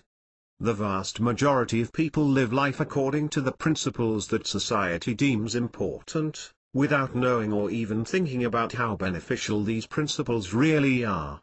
The good news is that you don't have to comply with any preset standards. You don't have to compare yourself to anyone because everyone has his or her own path to follow. Make it thy business to know thyself, which is the most difficult lesson in the world. Miguel de Cervantes. 123 Part 5 Applying Meditation. 124 Chapter 16 Meditation Methods. I will now proceed to show you two different ancient and scientifically tested methods of meditation. Try one for a week, then try the other, and find out for yourself which you like best. It's possible that you will like both equally, in which case choose the one that attracts you more. Both are highly effective. When you choose your preferred method, it will be a good idea to use that method for a while and not change it. I know people who even after several years of meditation still aren't sure if the method they practice is the right one. They needlessly burden themselves with unimportant things instead of letting go and listening to their intuition. If a certain method is not for you, your intuition will let you know, but in order to hear it, you have to be relaxed and natural when practicing the method. When you get used to a certain method, you will find it much easier to reach the meditative state with it than if you keep changing it. Although all methods lead to the same goal, their starting points can be completely different, and this can cause confusion in people, especially those who do not have much experience with meditation. Every method activates the energy within us in a different way, and so a beginner in meditation, even if he sticks to just one method, is often confused due to the abstract nature of the entire process. Therefore, when you decide on a method, don't ruminate about whether you should have opted for the other one. There is always enough time, even for experimentation, but for starters just stick to the method you decided on. Preparation. Find a place where you will be alone and where no one will disturb you. 125 If possible, dim the light a bit. It is preferable that the light does not hit your eyes directly. Lower the volume of the phone or cell phone, or turn them off. When they are turned on, your subconscious mind does not allow you to relax completely because it knows that the phone could start ringing at any moment. Sit down comfortably. Some methods can be done lying down, which is not the case here. A comfortable sitting position is an extremely important prerequisite for successful meditation. Any discomfort due to an awkward position distracts your attention and disturbs the whole process. Try to find a chair or sofa where you can sit for about 20 minutes that allows you to change your posture as little as possible. The sitting position should be such that you almost don't feel your body. In order to fulfill this prerequisite, I recommend you use the Magic Relaxation Formula. The Magic Relaxation Formula: if you feel tension in any part of your body prior to meditation, do as follows. Close your eyes and focus your attention on the part of your body where you feel the tension. Breathe naturally and just feel the tension disappear with each exhalation. While doing this, it is important to follow your natural rhythm of breathing, and not try to influence the rhythm of the exhalation. In this way, you can relax specific parts of your body, or you can relax your entire body. Your body is just an extension of your mind, and the more you relax your body, the more you will relax your mind. Try it, it really does work. 126 Meditation on a Sound, Mantra. Mantras are sounds, vibrations, that have no special meaning. Their power does not come from the meaning of the mantra itself, but from the vibratory effect it creates when repeated aloud or mentally. The mantras shown in this book are thousands of years old and have been used, and are still being used, in many spiritual traditions, on their own or in combination with other mantras. After relaxing and getting into the most comfortable position possible, close your eyes and begin to repeat the sound/mantra Ram mentally. You can do the same using the mantra Lam. Choose the sound that you feel most attracted to. Click here http://www.ancientsoftjoy.com/mantra.html to hear them in audio version. Keep repeating the mantra mentally, without opening your mouth. Start repeating the mantra in the rhythm you find most suitable at the time. Later on, the rhythm of repetition will change on its own, and your job is to follow it, that is to adapt to it. There are no special rules related to the rhythm.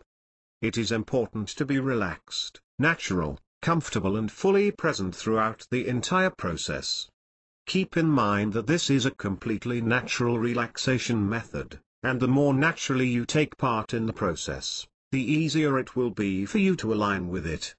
The rhythm of repeating the mantra changes constantly, as do the pronunciation and duration of certain parts of it. Therefore, if you start repeating the mantra mentally at a certain rhythm, you will still feel that the rhythm of repetition changes of its own accord gradually, provided you are fully present in the process. Having any expectations about what this process should feel like can greatly disrupt the whole exercise. Therefore, during meditation it is very important not to expect anything and to be without preconceived notions about the course of the process and your experience. 127. Do not try to align the rhythm of the repetition of the mantra with the rhythm of your breath or with any other outside rhythm. Follow your own natural rhythm. It often happens that after a very pleasurable experience, the mind tries to repeat the same pleasurable experience, thus ruining the person's natural rhythm. We should treat such a wish in the same way we should treat all other thoughts that appear during meditation. Do not occupy yourself with them. Just let them go and come back to repeating the mantra. In the beginning, and especially in times of intensive stress purification, all kinds of unwanted thoughts tend to appear. It is very important not to occupy yourself with them and just allow them to disappear and continue to repeat the mantra. It is unnecessary to fight them, since this will only serve to make them more powerful. All you need to do is ignore them and continue repeating the mantra. Over time, this will become automatic. There is also the possibility of experiencing various emotional states, feelings of pleasure, nervousness, sadness, etc. Emotions should be dealt with in the same way as thoughts. If you feel any kind of mental exertion during meditation, this means that you are not performing the technique correctly. Stop the exercise for a few minutes and then try again. I will say it again. It's not about the mechanical repetition of the mantra in the same rhythm, but about letting yourself go and allowing the mantra to lead you and set the rhythm. During the exercise, do not use any kind of incense sticks or aroma lamps. Be sure to switch off any music, even music designed for meditation. Everything that draws your attention outwards during meditation disturbs your journey inward. The exercise is performed for about 20 minutes. If at the outset 20 minutes is too much, start with 5 minutes a day and then gradually increase the duration of the exercise. Give yourself enough time and opportunity. You are in no rush to get anywhere. It is preferable not to eat anything for at least an hour before doing the exercise. 128. Be persistent and practice every day. Meditation on the breath. This meditation method is also thousands of years old, and some people claim that it is the oldest meditation method on earth. There are many variations of this method, but I have chosen the one that I have had the best experience with. The preparations are the same as those for the meditation on sound. After relaxing and getting into the most comfortable position, close your eyes and begin to observe the place where you feel the breath going into and out of your body. This place is often felt to be in the nostrils, but during meditation it can shift to the throat and lungs. It is important to observe the aforementioned area without concentrating on it. In everyday speech, almost no difference is made between these two concepts. But in this context, there is a big difference between observation and concentration. With concentration, the aim is to focus on a certain object, while excluding everything that might disturb us in doing so. Thus, if we concentrate on a vase, we attempt to focus our mind on the vase like a laser, switching it off to all else. Observation is more of paying attention to a certain area. In the example of the vase, we simply observe it. We do not try to influence anything that might come between us and the vase. We simply watch it and nothing more.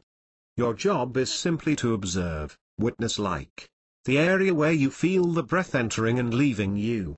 You just witness the process, without interfering with it. There is no rush, everything is where it should be. Just observe. During the exercise, the rhythm of breathing will change on its own. Do not try to affect the rhythm of breathing, just let it happen on its own. It's possible. 129 for longer gaps to appear between the inhalation and the exhalation. This is all okay. What's important is for these things to happen on their own, without your interference. Try to approach the whole process as impartially as possible. Just observe without any judgments, without expectations, and without intentions. Imagine yourself lying peacefully on a beach and watching a seagull fly. Observe it without any expectations as to where and how it should fly.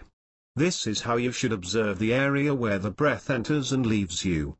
Deal with the various thoughts and sensations that might appear during the process in the same way as described in the sound meditation.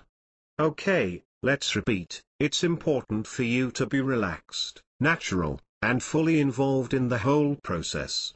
Keep in mind that this is a very natural method of relaxation, and the more naturally you take part in the process, the easier it will be for you to align with it.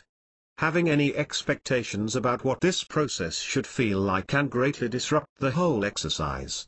Therefore, during meditation, it is very important not to expect anything and to be without preconceived notions about the course of the process and your experience. It often happens that after a very pleasurable experience, the mind tries to repeat the same pleasurable experience, thus ruining the person's natural rhythm. We should treat such a wish in the same way we should treat all other thoughts that appear during meditation. Do not occupy yourself with them, just let them go, and come back to observing the place where you feel the breath entering and leaving you. In the beginning, and especially in times of intensive stress purification, all kinds of unwanted thoughts tend to appear. It is very important not to occupy yourself with them and just allow them to disappear and continue observing the place where you feel the breath going in and out of your body. It is unnecessary to fight them, since this will only serve to make them more powerful. All you 130 need to do is ignore them and continue doing the above. Over time, this will become automatic. There is also the possibility of experiencing various emotional states, feelings of pleasure, nervousness, sadness, etc. Emotions should be dealt with in the same manner as thoughts. Feeling any kind of mental exertion during meditation means that you are not performing the technique correctly. Stop the exercise for a few minutes and then try again. During the exercise, do not use any kind of incense sticks or aroma lamps. Be sure to switch off any music, even music designed for meditation. Everything that draws your attention outwards during meditation disturbs your journey inward. The exercise is performed for about 20 minutes. If at the outset 20 minutes is too much, start with 5 minutes a day and then gradually increase the duration of the exercise. Give yourself enough time and opportunity. You are in no rush to get anywhere. It is preferable not to eat anything for at least an hour before doing the exercise. Be persistent and practice every day. 131 Chapter 17 Frequently Asked Questions about Meditation 1. What is the best time of day for meditation, and should I meditate at the same time every day? This is a question that different schools of meditation will respond to in different ways. In my opinion, you should experiment a bit and find the rhythm that suits you best, especially in the beginning. Some people like a certain time of day to meditate, while others prefer an entirely different time of day. If you would like to experience deeper meditation, I suggest that you practice either in the early morning or the evening. During the day, the energies around you are quite active and affect your energy fields during meditation. In the early morning and evening, the energies that surround us are calmer. Personally, I meditate when I feel it is time to do so, if the circumstances allow me to, of course. Start at the time that best suits you and then find your own rhythm. 2. There are many meditation techniques. How will I choose the one best suited for me? Start with the one you have right now. Practice regularly and with an open mind, ready to receive anything you need for your personal and spiritual growth. When the right time arrives, you will know the right method by feeling it, or in the meantime you will find that the very method you are using right now is the right one for you. Do not worry too much about this, and do not pay attention to those who claim that they have methods that are much better than the others. Everything comes at the right time.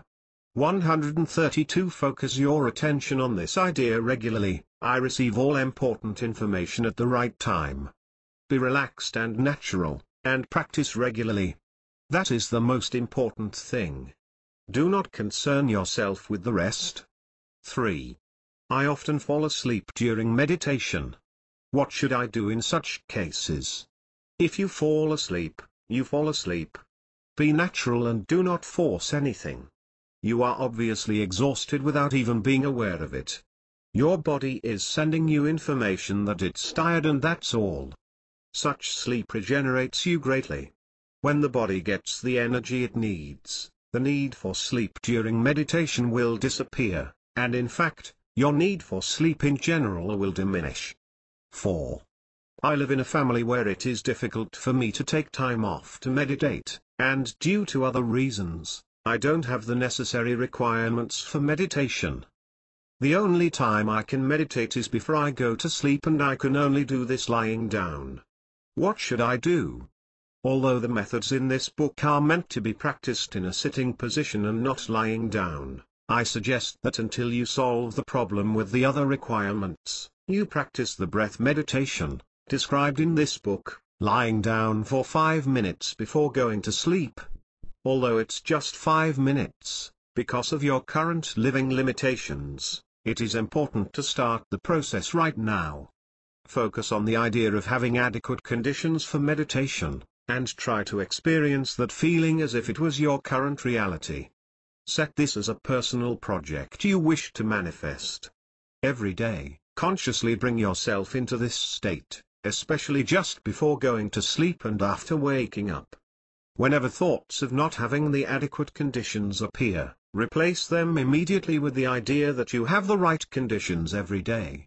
Be persistent enough and the conditions will appear. You are the one who creates your conditions, and nobody else. 5. I'm afraid of opening up in meditation because I feel that it is leading me into the unknown and certain feelings appear. 133 Mainly fear, which don't appear otherwise. I'm afraid of the unknown because I feel I can't control it. What should I do? Meditation helps us realize our true nature. Whatever starts to appear in meditation is already within us. Sometimes we feel that meditation is taking us into an unknown space or awakening some unknown feelings that scare us because we are not able to control them. In such cases, it is generally a contact with the unconscious parts of ourselves. However, in order to align ourselves with our true nature, we have to become conscious of the unconscious parts of our being. These unconscious parts affect our lives anyway. The fears and desires that we have pushed down into our unconscious are still active and attract related situations into our lives. Every time something happens and we are not clear about why it happened and how it came into our lives, our unconscious is behind it. By becoming conscious of the unconscious parts, we can have greater control over our lives. Because we sometimes feel a sense of unease when we come into contact with the unknown does not mean that anything bad is happening. The part of the process, which precedes growth in any aspect of life, appears as an encounter with the unknown. Whoever has achieved true success in any area of life has encountered this phase. It is inevitable. But after a few such experiences, you will get used to it and it will not present a problem. Just don't let the fear paralyze you. Ask your higher consciousness/source/God to guide you, listen to your intuition, and move forward. To live in alignment with our true nature, we have to become whole. We become whole only when we become conscious of our whole being. The more whole we are, the more joy there is in our lives. 6. I have been a smoker for a long time now and I'm aware that it is not a healthy habit. Do I need to quit smoking in order to meditate successfully? If you were truly aware that smoking is harmful to you, you would stop at once. You have simply accepted the social paradigm that smoking is not healthy. You have not even tried to listen to what your body is telling you. Maybe it would agree with the social paradigm, and maybe it would not.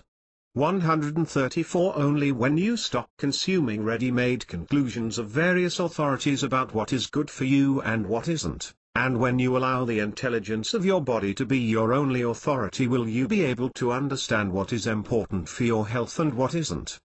If after going through this process you become conscious that smoking is not good for you, you will easily drop it. Know the difference between knowledge and consciousness. Knowledge comes mainly as information from our surroundings, while consciousness about something means that we have penetrated what interests us based on our own research and experiences. Therefore, the fact that you currently smoke should not be an obstacle to start with meditation. 7. Does diet affect meditation? Yes, it does. Listen to your body and see how a certain kind of food affects you. This is the only rule that works in the long run. 8. I understand that I affect my reality with my thoughts. However, at times when I feel bad or am angry, I find it hard to focus my thoughts on something positive and keep it positive. What should I do in such situations? Thoughts and feelings belong to the domain of the mind, and you are not your mind. When you are unable to focus on a constructive idea, simply try to observe the feelings that have come up impartially instead of identifying with them. Keep in mind that you are not your feelings. The very fact that you are not identifying with them means that the feelings will lose the energy they require to keep going and will gradually disappear. As soon as their intensity decreases, replace them with thoughts you want to be predominant in your life. The more experienced you are with meditation, the easier it will be to observe your feelings impartially. 135-9. How does meditation affect health? Our health is the result of the balance in our energy fields, and the balance between them. As long as energy flows through our energy fields smoothly, we are healthy. We don't feel a certain organ or body part as long as the energy is moving through it harmoniously and without any obstacles. However, when this harmony gets disrupted, we feel that something isn't right. Only when the harmony is disrupted do we feel the pain or discomfort. Almost every illness in the physical body is the result of a previous blockage in the energy field around us. The energy field around us gets blocked precisely through the constant repetition of thoughts that are not in alignment with ourselves, with our true nature. Meditation aligns us with our true nature, and in doing so, our energy fields become more harmonious. The more harmonious they are, the healthier we feel. 10. I have been meditating for quite some time now and I try to have thoughts and ideas that I want to manifest in my life. I feel better and better and joy is ever more present in my life. But my problem is that I feel guilty because of this. What did I do to deserve this? Meditation brings us closer and closer to our true nature. Our true nature is joy. Since it is already ours, we don't have to deserve it. For example, imagine someone takes our car and we ask him or her to return it. After a lot of supplication, that person allows us to use our own car from time to time and we feel guilty because we think we don't deserve it. It makes no sense, does it? There is no need to feel that joy is something that needs to be deserved. Yet from an early age, we have been brought up to believe the very opposite. We have learned that joy is like a product that our parents give us when we did what they asked us to without even asking us how much we really want to. This teaches us, from a very early age, to trade with joy. 136 We have been taught that we have to achieve something, get something, or be with someone in order to be joyous. But all these things, in and of themselves, bring no joy, just short moments of pleasure. Do you ever feel guilty because you have arms? Or legs? Or ears? Or a nose? Or a brain? Or eyes? If we look at this from the standpoint of a guilt feeling, we should actually be asking ourselves, why don't you feel guilty when your life isn't filled with joy? Has the Creator, who is in essence pure love, wanted you to be unjoyous? Do you think that he or she enjoys watching your lack of joy? Maybe he or she is bored when you are happy? A famous Indian sage once said that suffering is nothing other than a slap in the face that nature gives us when we don't live in harmony with it. Another author has said that suffering is the result of an error in our thinking. Yet regardless of joy being our true nature, a person who has not become conscious of this yet experiences joy as something separate from himself. Joy is our true nature, and meditation is certainly the key that will help us to become aware of this. Until then, it is important to at least remember that joy doesn't need to be earned. It is already within us, waiting. 11. Is a belief in God a prerequisite for the successful practice of meditation? Different people interpret the word belief in different ways. But generally speaking, you could say that belief is not necessary. Do you believe in your hand? Do you believe in the sun? Do you believe in the wind? You probably haven't thought of it in this way, have you? Is it necessary to believe in something we have had an insight about or something that we are completely clear about? 137 Do you believe the earth is round? Personally, I think that we believe in the things we doubt, even the things we doubt a little. If we have never had the experience of higher consciousness, we will think the concept of God is something you can believe in or not. However, after a few encounters with higher consciousness, the word belief becomes unnecessary. Doubt stops and is replaced by consciousness. The question is the or isn't that turns into how does it work? Wherever there is consciousness, doubt and ignorance disappear. As long as you believe in something, anything, you are at the level of the mind. Belief can only come through the mind. But you can't know your higher consciousness through your mind, you need to take an extra step, beyond the mind. In order to meditate successfully, you do not have to believe in anything, but you do have to be completely honest with yourself. Everything else comes on its own in the rhythm that is most suitable for us. 12. Sometimes during meditation I feel great, but sometimes I feel extremely bored and it seems like nothing is happening. Sometimes an avalanche of unrelated thoughts prevents me from entering the meditative state. What does this mean? When you perform the meditation technique correctly, you allow the energy from a higher vibrational level to gradually affect your energetic structure, your current physical, emotional, mental state, and this gradually transforms it, that is, it raises the vibrational frequency of your energy fields. As energy passes through your energy fields, you feel a peaceful and pleasurable sensation during meditation as a result. However, if the energy encounters a blockage, everything that prevents our energy channels from being open to the flow of energy, in your energy fields, various unrelated thoughts appear and sometimes resistance or fear. In such moments, it is important to remember that blockages are being cleared out in this way, and that is why you should continue meditating. Here is a comparison. If you enter a house 20 or 30 years after someone last lived in it and try to clean and make it tidy, you know that it will be neither easy nor 138 pleasant. There is no other option but to get to work. You should deal with similar situations during meditation in the same manner. Because of this, We should not be thinking about how the meditative process should look, but should simply practice regularly. 13. Is an initiation necessary in order to practice meditation successfully? Many schools of meditation will tell you that it is necessary for a teacher to initiate you. I personally think this is a myth, present from ancient days when life on earth was seen entirely differently than today. Nowadays, people are less concerned about the form and are turning more toward the content, trying to avoid all possible formalities, whatever aspect of life we are talking about. Through an initiation, people felt closer to their spiritual teacher and the group they belonged to. Ancient cultures were very focused on formalities, rituals, and protocols. There are different kinds of initiations, and receiving an initiation from a competent teacher can be of great help in starting your meditation practice. By competent, I don't necessarily mean certified teacher, because the very fact that a person has an authorization or license to initiate does not mean the person is really a clear channel, which is necessary for the initiation to be of any use.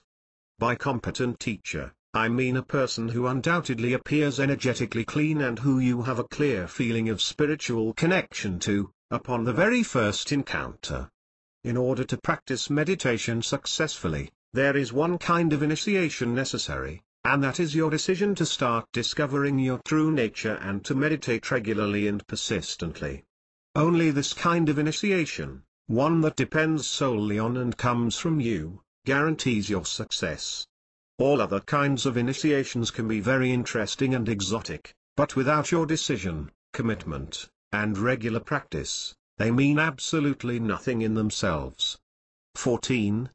What is the best age to start meditation? 139. It is never too early or too late to start meditating. In any case, the sooner you start the better. In our society, there is often a powerful paradigm that meditation is for people in advanced years, but in my opinion, such a belief is just an indication of the ignorance of those who think this way. Older people often seem calmer and thus more suited to meditation, but such calmness, for most people, is not the consequence of wisdom or of a certain level of consciousness, but of hormonal changes and a decrease in the life force. But without a certain amount of life force energy, it is difficult to do anything on the spiritual level, since everything we wish to change in a certain way requires our focus and energy, and if we do not have enough energy, we cannot focus it towards a specific goal. Therefore, no matter how old you are, if you have the desire for meditation, and that is the most important thing, keep on moving and don't delay. 15. During meditation, thoughts of duties and obligations come up, and such thoughts make me feel constrained and make me lose my concentration. What should I do? You should definitely start using a diary in which you will note down everything you wish to do that day. When you write down the obligations you have, and when you form a habit of having everything written down, the number of thoughts that distract you during meditation will decrease. There is no reason to waste time reminding yourself of your daily duties when this can be solved more simply and easily by using a diary. 16. I started meditating some 10 days ago, but I seem to feel worse than I did before I started to meditate.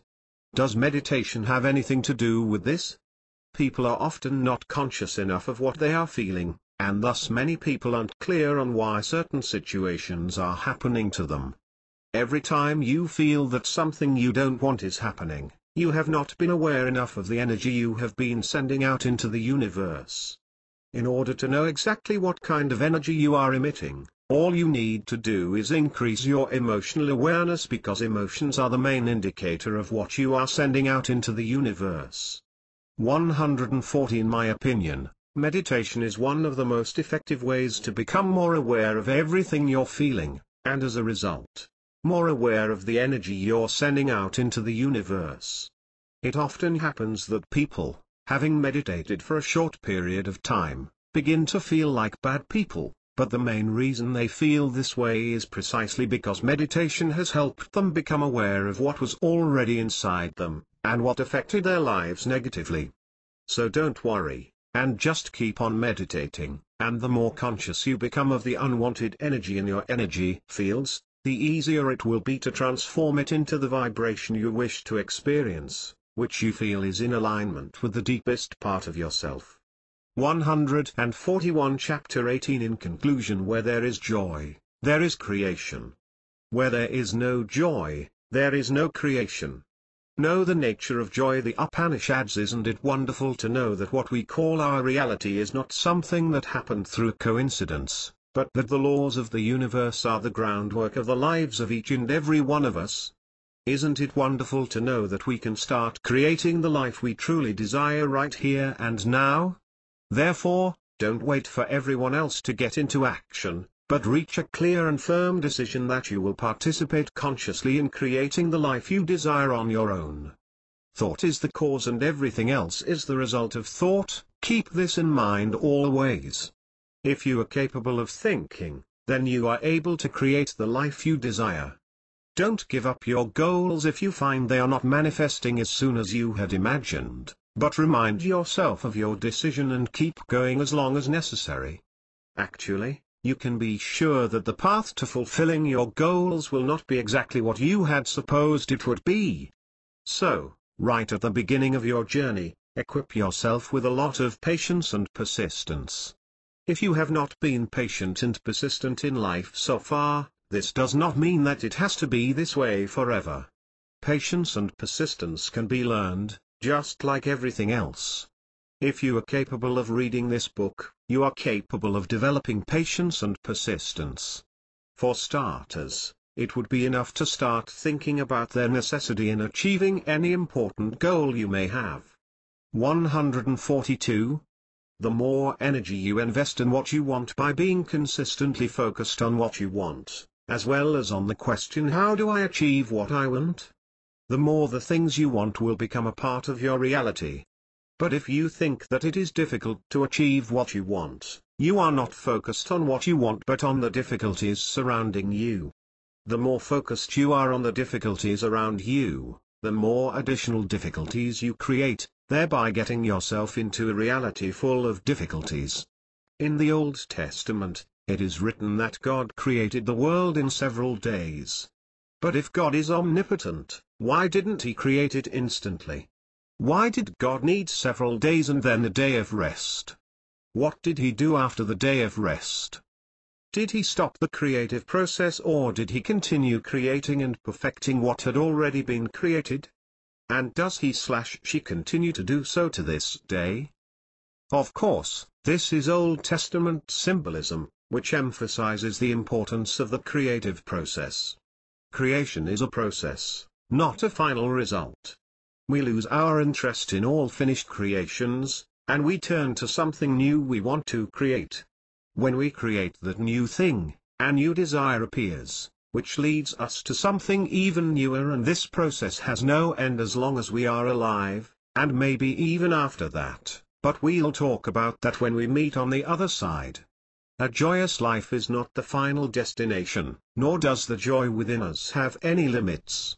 A joyous life is a process, which the more we participate in, the more we get to know, become aware of, our true nature and unlock the unlimited joy within ourselves, enabling it to express itself in the reality we are living. There is no need to wait for the day when you will solve all your problems and reach all your goals in order to start living a joyous and fulfilled life. Make a firm decision right now to begin a conscious creative process. The more you take part in a conscious creative process, the more you acquire a trust in the universe and its laws, and that is the only guarantee of true and lasting happiness and inner peace. Thank you for purchasing this book. I truly hope that you have found at least one new idea that can help you in creating your desired reality. If you have, then I will consider it a great success, as it was the goal of writing this book. I wish you much joy and inner peace. The wise don't strive to arrive. Ancient Zen proverb. Coaching and Consulting. Tomislav Tomic is providing online coaching and consulting services regarding the material written in this book. For more information, please visit http://tomic.com. About the author Tomislav Tomic. Read. Tomish is a life coach and self-development author. He graduated from law school at the University of Zagreb, Croatia. From his high school days, he began to show a great interest in the major religions of the world, as well as various schools of philosophy. At the age of 18, he started to practice meditation, yoga and similar methods, which help to expand consciousness. He has researched these topics in depth and has been taught by experienced teachers. He lives on the island of Hvar in Croatia with his wife and daughter. For more information about Tomislav and his work, please visit http://tomic.com. Email info@tomislavtomic.net. Skype ID tomislavtomic.net. http://tomic.com